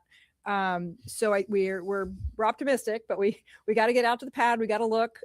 We did a lot of changes after Artemis 1, trying to harden the systems so that we can turn it around faster. We do anticipate there will be some items that'll need to be replaced. It's a pretty violent environment. But we're hopeful that that's minimized, and as soon as we have more information on that, we'll definitely let you guys know where we stand and how quickly we think we can get it turned around. Thanks. Lauren.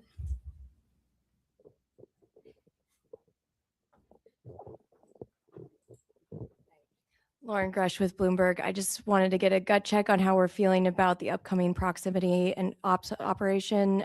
Do we have any concerns with that TDRS delay, or is that not an issue for that? I would say right now we're on for the proximity operations demo. Haven't heard anything that's keeping us from that, Norm? No, on track, ready to go. Victor Glover's going to be flying it. Reed's going to be working the procedure with him and cross-checking, and Jeremy and Christina are going to be looking out the windows, also spotting, cross-checking, using cameras and imagery, and it should be beautiful. So we can't wait. We'll go right over here. Yes, Bert Dick from at Astro Magazine, National Space Society. Just wondering if the astronauts reported what the ride was like to orbit. I know with the space shuttle, it was a pretty rough ride until there was SRB SEP. Was this similar? Have you heard? I have not heard a report yet. I know we will get a report. Again, Yes. when MECO happened, immediately they were getting prepped to do their perigee raise maneuver. That's critical. Otherwise, they come back to Earth, which we don't want them to.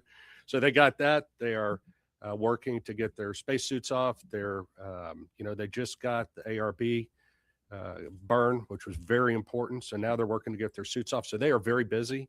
Now, later today, I anticipate they will call down and give us a full brief as to, how the Proxox demo went, how the ride uphill went. And I personally can't wait to hear the comparison between this massive rocket and the shuttle. Micah.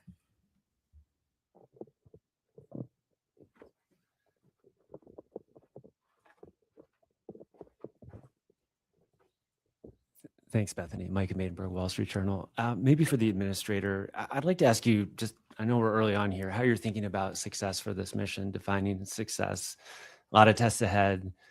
And just what happens if you don't kind of meet that standard as the flight unfolds? Thanks so much.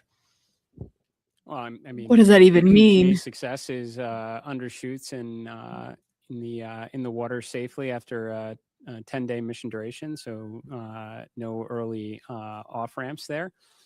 I think we're, right now we're already getting good ECLIS data. We've never flown Orion with crew on board, so that's pretty important. I mean, understanding the Orion spacecraft is, it's paramount in this one to progress on to integrated operations of Orion with a lander.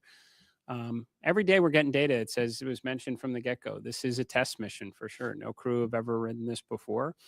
We'll keep gathering data over the next 10 days. We'll share updates, but we'll call success when they're in the water safely, and we'll start working on the next mission. Jackie. Right here. Sorry if I missed it. I just wanted to check in on the status of the perigee and apogee burns. Are those both finished at this point? And then I also wanted to check how the best way to explain to the audience why we're doing that apogee raise maneuver and why we go into that high Earth orbit. Thanks so much.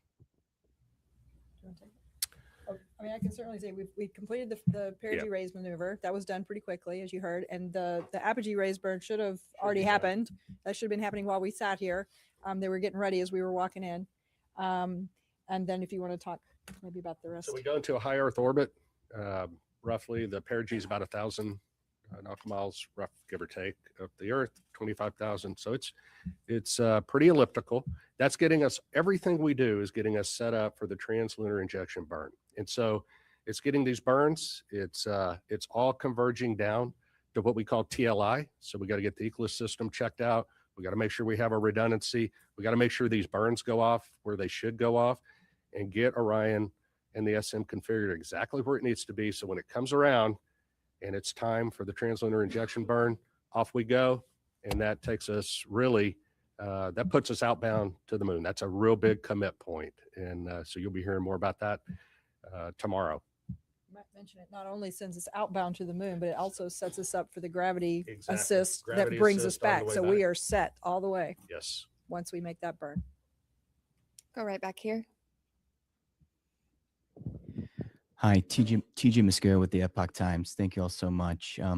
Something that hasn't been really talked about is that the Space Launch System predates the Artemis program, going all the way back to 2011. So 15 years really invested in this. And just how does it feel to finally see it launch with the human crew on board? Yeah, I mean, right now, like I said, we're focused on the next 10 days. But I mean, I'll tell you, I'm incredibly proud of the folks that worked on this machine for as long as they did. And one thing we didn't talk about earlier was, one of the big objectives is getting the organization and getting our qualification standards and getting our certification rigor up to the standard for crewed flight.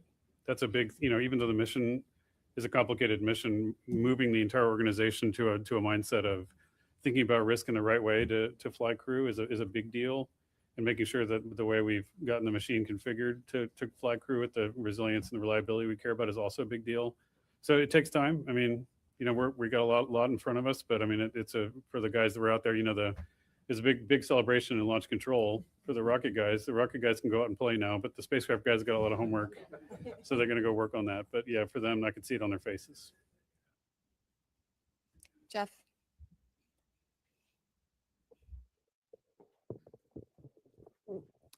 Jeff Faust of Space News. During the countdown, we heard controllers working through a few issues, one with the flight termination system, one with the launch abort system battery, and it sounded like there was a brief telemetry dropout. Wonder if you could provide a little bit more details about those issues and how you resolved them relatively quickly. Yeah, so Jeff, the FTS issue was we were doing an end-to-end test. We typically have to confirm that we can get a signal from the range to the machine and then back. We weren't able to close that entire end-to-end loop. But the guys at the range, they were really quick on their feet. They swapped to a different range receiver, which is a slightly different heritage, but has the same fundamental algorithms on it. And they were able to switch over to that and able to confirm a good end-to-end signal, which is really clever. We had thought about getting a receive-only box that we had in the VAB and shipping that over to Patrick quickly so they could do it, but they were able to fix it on the fly over there. So that was good. And once we knew we could confirm the end-to-end loop of that command, then we didn't need that receive. We don't need to do that test more than once. We just need to verify the commands get on board. And so once we confirmed that command was there, then we met all of our public safety risk. For the launch abort system, we had a battery, so 2 batteries, several temperature sensors on both batteries. We had one poke out of family. We want to make sure all of them are tracking within certain limits. But we could confirm, given the locations of the temperature sensors, where they are on the battery itself, that the reading was instrumentation, because there wasn't a credible physics-based explanation for why that sensor would be that far high. It was an order of magnitude off scale high from the rest, and so we were able to quickly vote that sensor out. So that was two of the major issues. But again, the team, this is what the training is for. This is what the practice is for, is to go into those things and knock them out quickly. So he talks like we're supposed to know what's going on. Like, sure. I noticed there was a lack of public address announcing outside, and there was a lot of going back and forth when we realized there were some issues and we had to go back inside to find out, or we had to have our phones. Why was there no public address system available with loudspeakers outside? I'm not sure what you're referring to. We're not sure what issue you're talking about the public address. Okay. Available to people outdoors, and I thought that was a lacking. We'll take a look into it. We'll definitely look into that. I wasn't aware that happened. So thank you for that information. That's new, and we'll definitely look into it.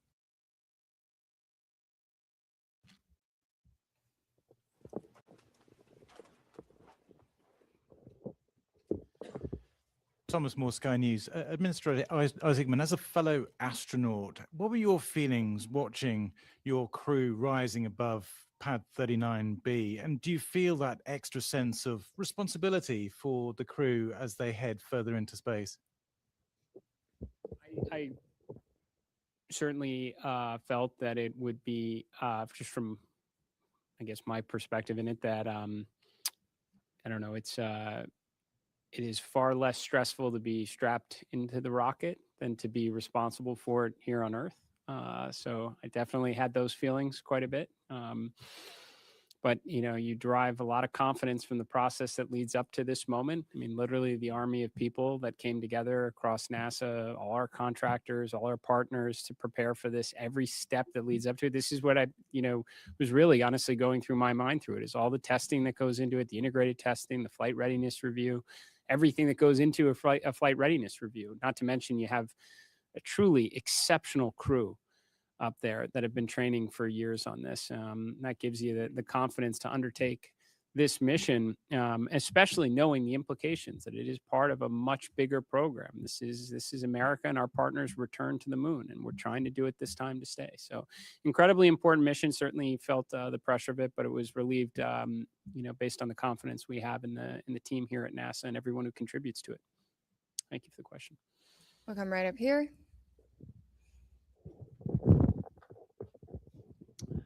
Frederic Castel with France 24. First, of course, congratulations to NASA for the grand return to the moon. Mr. Administrator, I have this question that they ask me constantly in Europe and in the States. In the 60s, NASA was using just the slide rule to go to the moon, and they could launch almost every 3 months. Of course, they had more money probably, but what happened in 50 years? Why is it so difficult to make it again? What has changed? Thank you.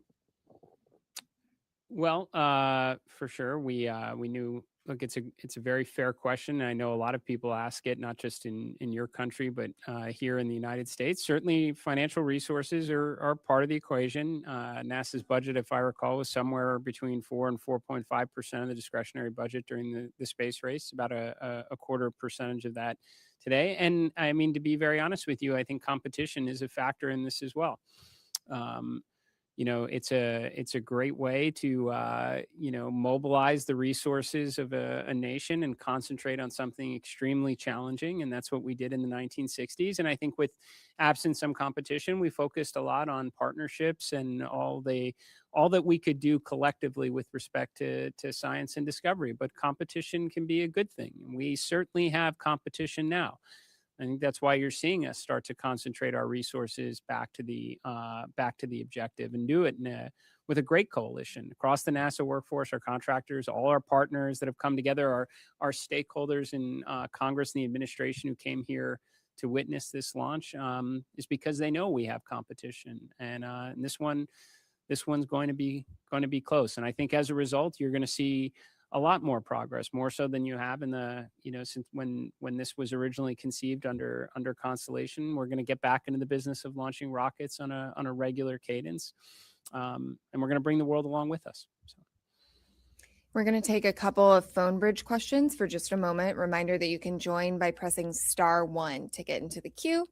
We're going to start with Will Robinson Smith from Spaceflight Now. Hi, thank you, Bethany, and congratulations everyone on a good mission so far. Question about the upcoming TLI burn tomorrow. At what point during the day will the team conduct a poll on readiness to proceed into the TLI? And what are the main criteria that you'll be assessing to make that final determination? Thank you. Okay, well, the TLI burn actually happens about the time that launch happens. So it's 1 day into the mission. So tomorrow, Eastern time would be about 6:35-ish. Obviously, those burn times can change. So check that before tomorrow. But what are the teams looking for before TLI? We're looking to make sure that the life support systems work, that the vehicle's healthy, the life support systems have been checked out, they're ready to go. We assure that those are functional, because once we commit to TLI, they have to function. And so we want to make sure. So that's why we spend a day checking out the systems. Ascent is, you shake, rattle, and roll a little bit, the vehicle. You saw that today, and you can imagine what that does to the systems. The systems, though, are performing very well. We anticipate that they continue to, but we want to get some track record on them before we do that. We also want to make sure we have redundancy in the system for comm, for environmental life support, propulsion, those type things before we embark on that TLI mission. So that's what the mission control team in Houston will be doing tomorrow. Jeff Radigan and his team, as the lead flight director, will be well into that. The teams are well versed on it. They have trained for it. They work very closely in conjunction with the engineering team, the mission evaluation room in Houston, where the engineers that have the intricate knowledge of Orion come together with the operations team, and together they work with the crew to make sure that the vehicle, is doing what we want to and accomplishing the mission objectives that we need to. But it always comes down to crew safety, vehicle safety, and mission objectives in that order. I might also mention, as those teams are checking out all of those systems, there will also be a meeting of the mission management team that's led by John Honeycutt, whom I think many of you have seen before, and they'll be meeting tomorrow afternoon to hear all of the results from what's happened over the last day, in preparation to make the decision on whether or not we proceed with the TLI burn. We will next go right back here to Manuel. Thank you so much. Manuel Masanti with Exploración Espacial. I understand that the CubeSats are going to be deployed like 5 hours into the flight. Is there any chance we're going to see live images of the deployment? And then when is the crew, I know they're super busy right now, but when are they going to start using the flywheel machine on its way to the moon, when everything is So, more like the second question was to do when they start doing the manual as far as flywheel machine? Oh, the flywheel machine. That's Sorry, correct. thank you. The exercise machine. I guess after so the TLI. I'll do this. Yeah, I'll hand that to you, but I can answer the CubeSats. So the CubeSats are installed in the Orion stage adapter, which is actually a part of the upper stage piece, right? So once Orion separates from the upper stage, we'll do the ProxOps demonstration, right? And then once Orion has cleared and we're away, then they will be deployed. So Orion won't be there to take images of them. And once they are deployed, they each of them have their own plans for being able to communicate back down to Earth to various ground stations. They have their own communication plans. So we'll start to get information back from those individual CubeSats. So that's kind of the plan and the path forward on the CubeSat deployment and what you can expect. We're going to take one more question from the phone bridge from Christopher Mick of the Hudson Star Observer. Thank you very much. Congratulations to all the teams. Thus far, I had a question from an earlier media availability with Jeremy Hansen. He made mention of if the mission launched on April 1st, they would be experiencing a lunar eclipse. And I just want to follow up on that, if that's where that would be happening in the mission timeline, and if there would be any video perchance of that happening, or is that just going to be on the astronauts' photography at the time? So you may have to answer the question on whether or not there'll be the availability of the what kind of real time. I'm not sure what we'll have there, but the crew will get to observe the eclipse. This is pretty unique. It's kind of interesting. It actually doesn't happen when they're out of comm, so they will be having communication during that eclipse time. But during the eclipse, the moon will be blocking the sun. They will be able to see the sun's corona, which is kind of cool. So they've been having a lot of science lessons over the last couple of days to learn about that and the eventuality that we actually launched today. So they're prepared to make those solar observations. It'll be a pretty cool and unique opportunity. I'm sure we'll get some images down at some point. I just don't know if they'll be live. I'll shout you guys out in a minute. Just waiting for them to talk, guys. Thank you very much. Tarek Malik with space.com for the administrator. There have been a lot of comparisons of Artemis II to Apollo 8, a pioneering mission, daring, that sent astronauts on an untested crewed vehicle around the moon. And I'm very curious, given last week's ignition event and how that really laid out an audacious and ambitious plan to really explore the moon in a stepping stone approach way, where you see Artemis II in that plan, and basically the importance of riding on this mission before you can make that next step for next year. So, I mean, no matter, I guess, how you slice it, it's the opening act for sure. I think there are areas where we're clearly combining, Apollo 7, Apollo 8 into a single mission. Which we should be able to do. There has been, to your question earlier, there's been substantial progress, over the last half century. We have tools. We've certainly been there before. So I would expect us to be able to get some, mission efficiencies through. But I would say that what we learn from this for sure will inform how we think about Artemis 3. Now, there's certainly big picture objectives in that. We'd like to get the lander together. We'd like to test that out in Earth orbit before we go to the moon with it. But if there are things that we don't see, maybe it is comm-related issues, then we're going to try and fix those. And then we're going to want to validate that on the next mission as well. So, and that should be the idea, right, as we progress forward. I suspect when Artemis 3 comes around, we're going to learn a lot about the integrated operations that we'll want to validate and ensure is rolled into the subsequent missions. But yes, this should be a philosophy that we take across all of the grand efforts that we are pursuing right now, to not necessarily jump to the ultimate desired state, but to build up to it. I'm going to jump right up here.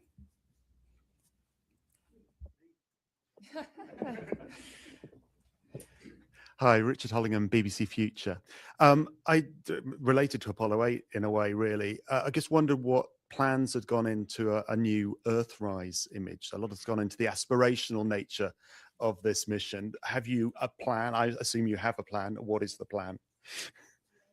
Oh, go ahead. I do know that the teams have been looking at what the opportunities might look like. They've looked at the different launch dates. And so I know that they're really going to try to make that happen. I can't give you a confirmation on that yet, but stay tuned.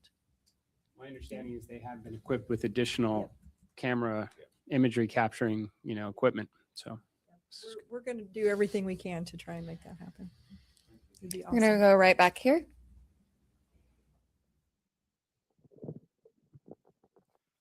Thank you. I'm from a Japanese news agency, Kyodo News. My question is to the administrator. The United States and China are competing over moon development. What significance does today's launch have for the US and NASA? Thank you.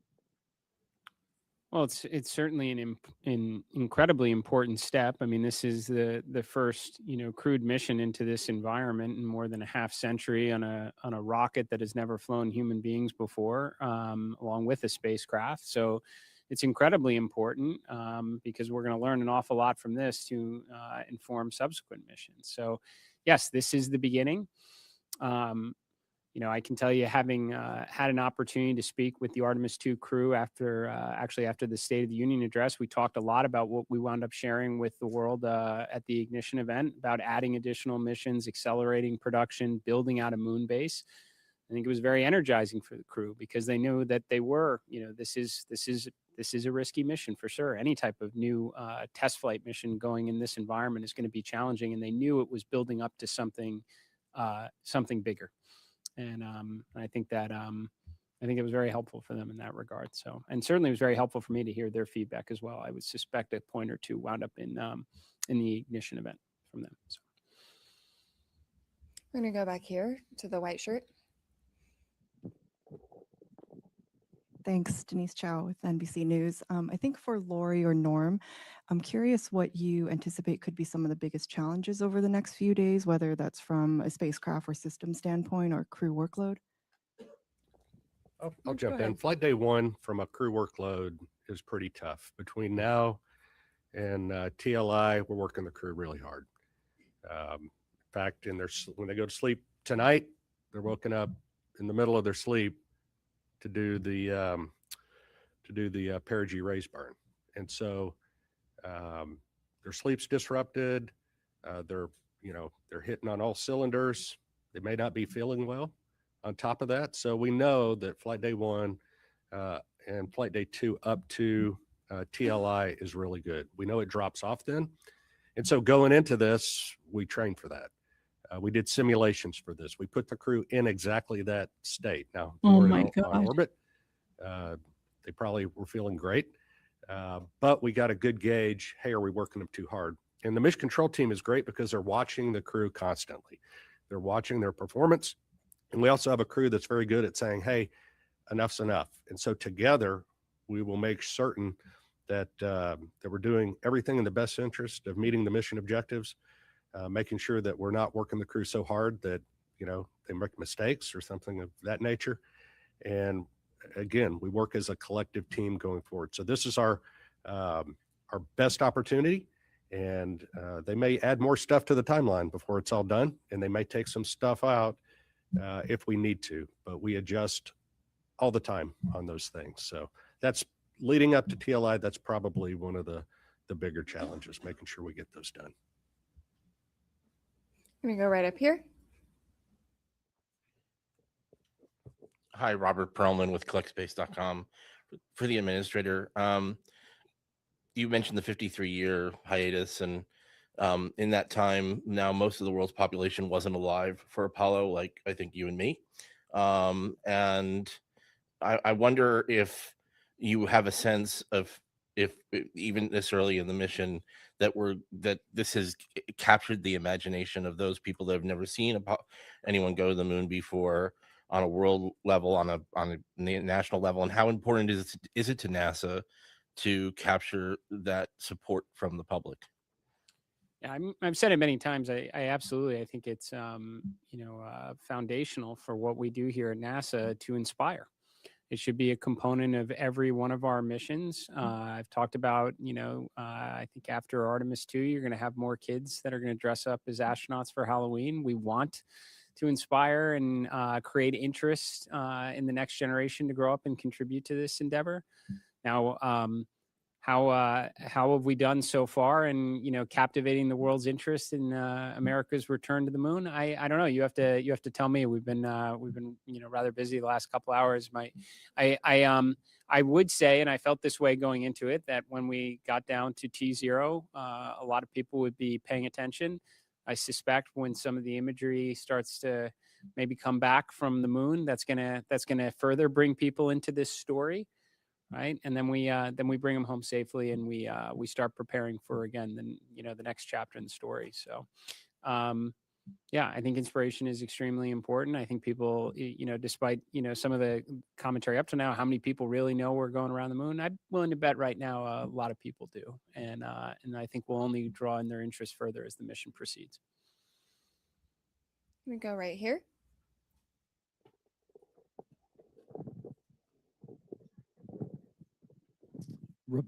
Robert Coppinger, British Interplanetary Society Spaceflight Magazine. Commander Wiseman said during the crew news conference in September last year that when they get off the planet, they may only spend 3 or 4 days going around the Earth. What sequence of events would need to happen for that to occur? I was quite surprised to hear him be so specific about such a scenario. I know you all talk about it being a test flight. So what would need to happen for the mission to be curtailed in such a fashion?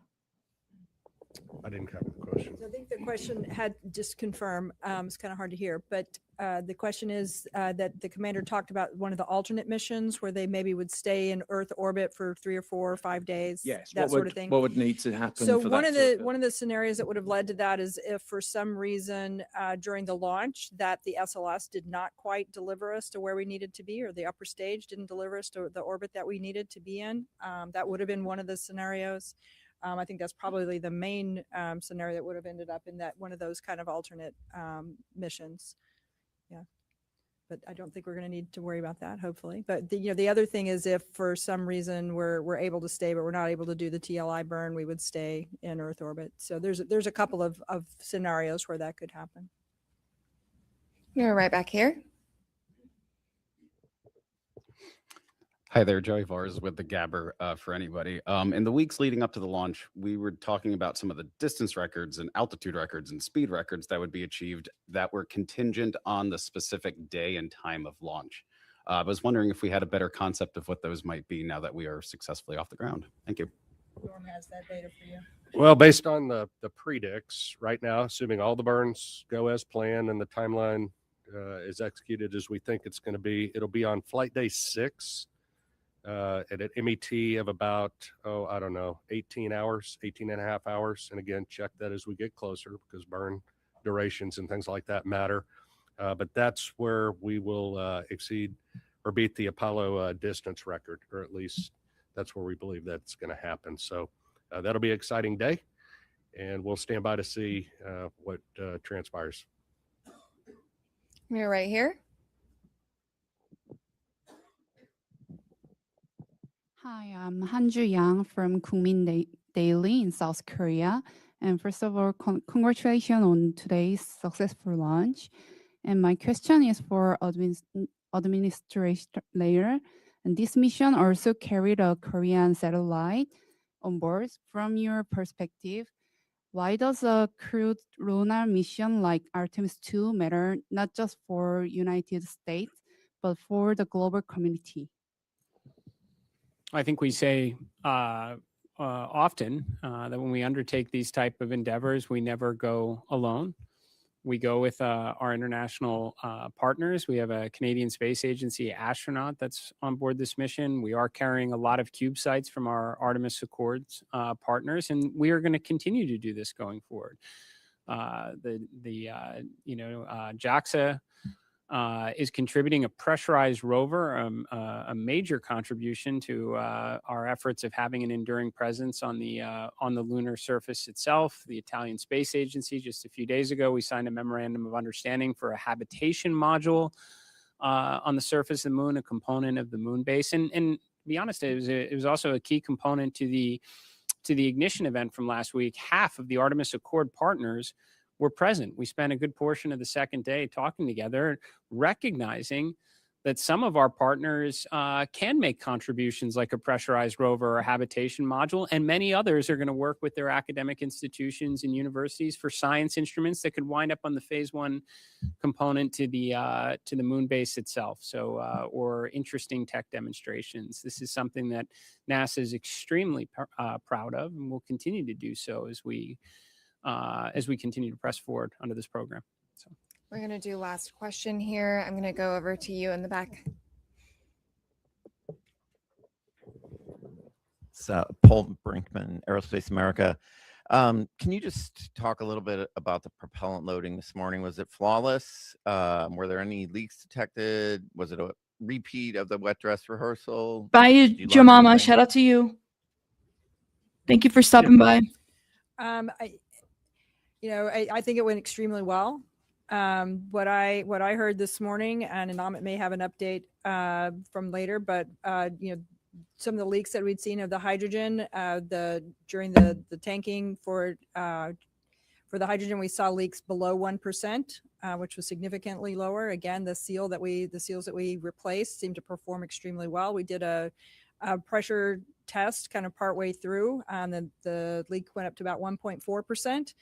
Still, well within the constraints, which 16% is the bound that we have. So I think it performed extremely well. We actually, I think, finished the tanking early, from what I understood. So I think it went extremely well. So again, the seals that we had replaced out at the pad after wet dress number 1, I think that was proved to be very successful.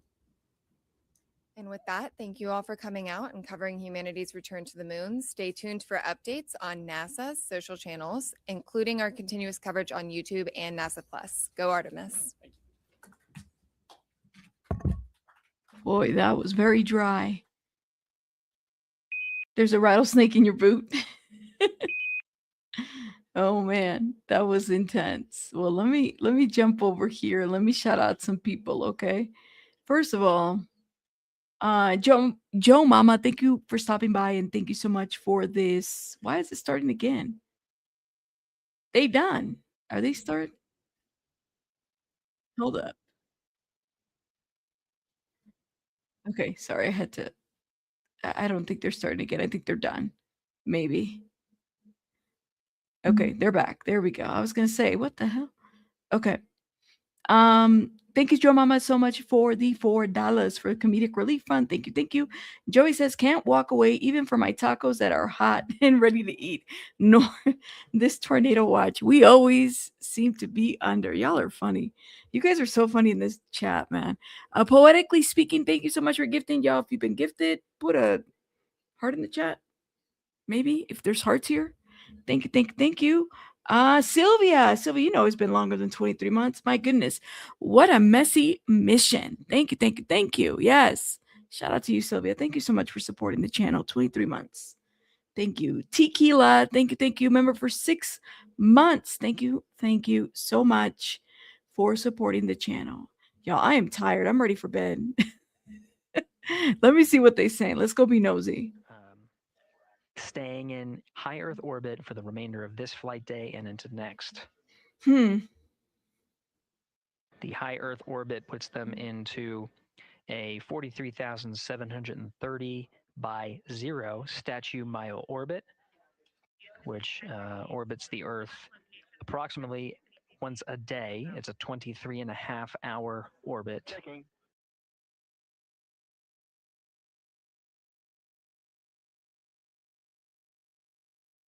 I know, so it's small talk At this to me. point, the crew is working through a number of steps to prepare for their first day in orbit, their first night. They have a number of activities coming up, including the proximity operations demonstration, Wow. where Integrity will separate from the second stage.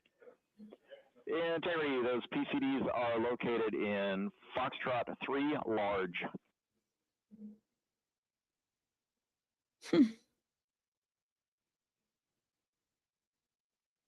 I don't even know, but I don't think that's real. It looks a little bit cartoonish. Integrity, good. String 1, helium clearing. Integrity copies. And stand in the docking camera checkout, step 9. Would you like me to go ahead and configure for our pod at this time? Checking.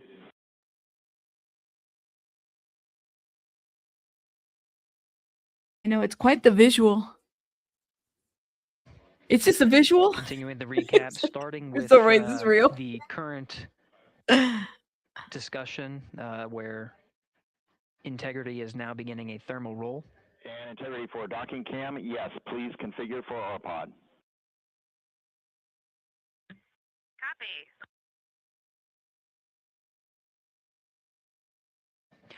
Mission Specialist Christina Cook is setting up the docking camera ahead of the proximity operations demo for later today.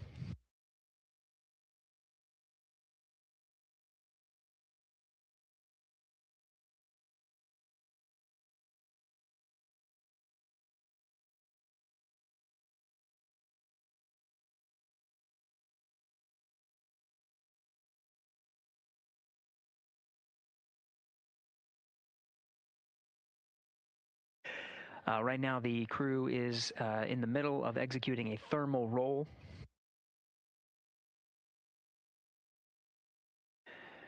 This procedure allows for more even distribution of heating on the interim cryogenic propulsion stage, as well as the Integrity spacecraft.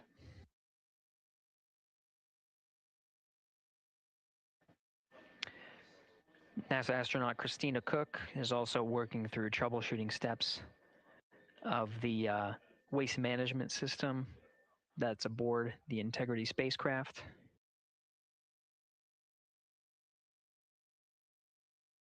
There's that would have been my The toilet fan is reported to be jammed. oh Now no. the ground teams are coming up with instructions on how to get into the fan and clear that area to revive the toilet for the mission. Have a good night, Joey. In the meantime, they're getting their contingency, their backup waste management capabilities, Oh, specifically no. for urine. Pee? The fecal collection of the toilet, that specific capability can still be used with the waste management system aboard Orion. How they jump up that toilet so quickly though? Didn't I tell you guys that was like my fear? And then here it's playing out right now. Oh hell no. Can I go back? Just drop me off. Listen, just drop me off over. You can't make this shit up. That's crazy work. At this time here in the Artemis II flight control room, we're beginning the first handover of the mission. The ascent teams led by Flight Director Judd Freeling are handing over to the Orbit 1 shift. You can see Flight Director Jeff Radigan to the left of Freeling. Right now, he is the one conducting the handover with his team, getting a read on all of the activities they have upcoming for the rest of the day. Namely, the one in the near term is a proximity operations demonstration.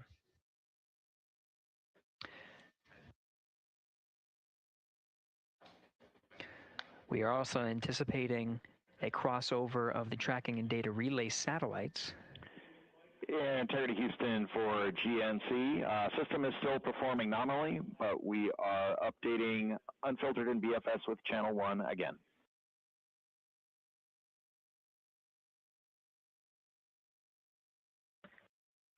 Integrity copies.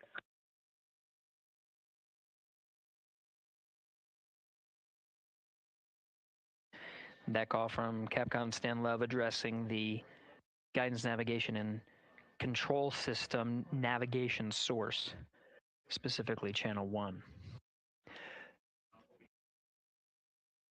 Now, as part of handover to Flight Director Jeff Radigan to begin the Orbit 1 shift on Flight Day 1, they're preparing for the proximity operations demonstration.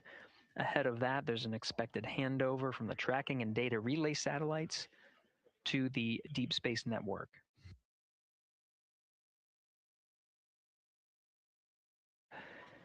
The successful execution of the apogee raise burn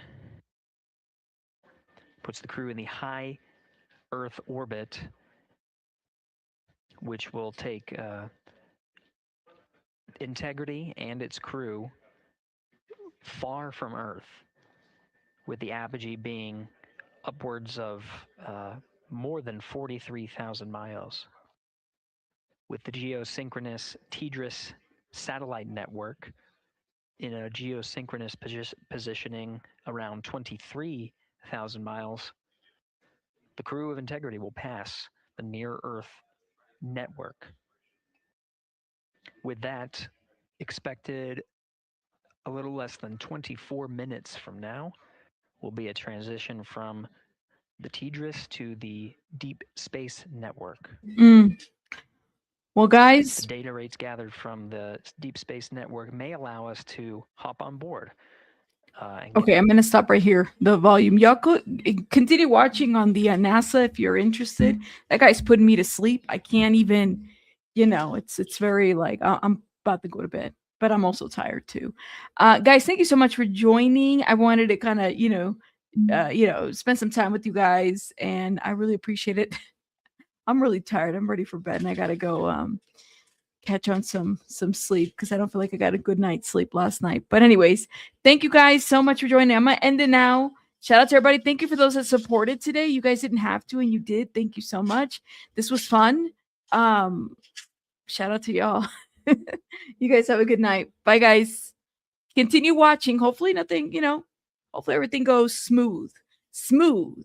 Thank you, Mark. Bye, guys.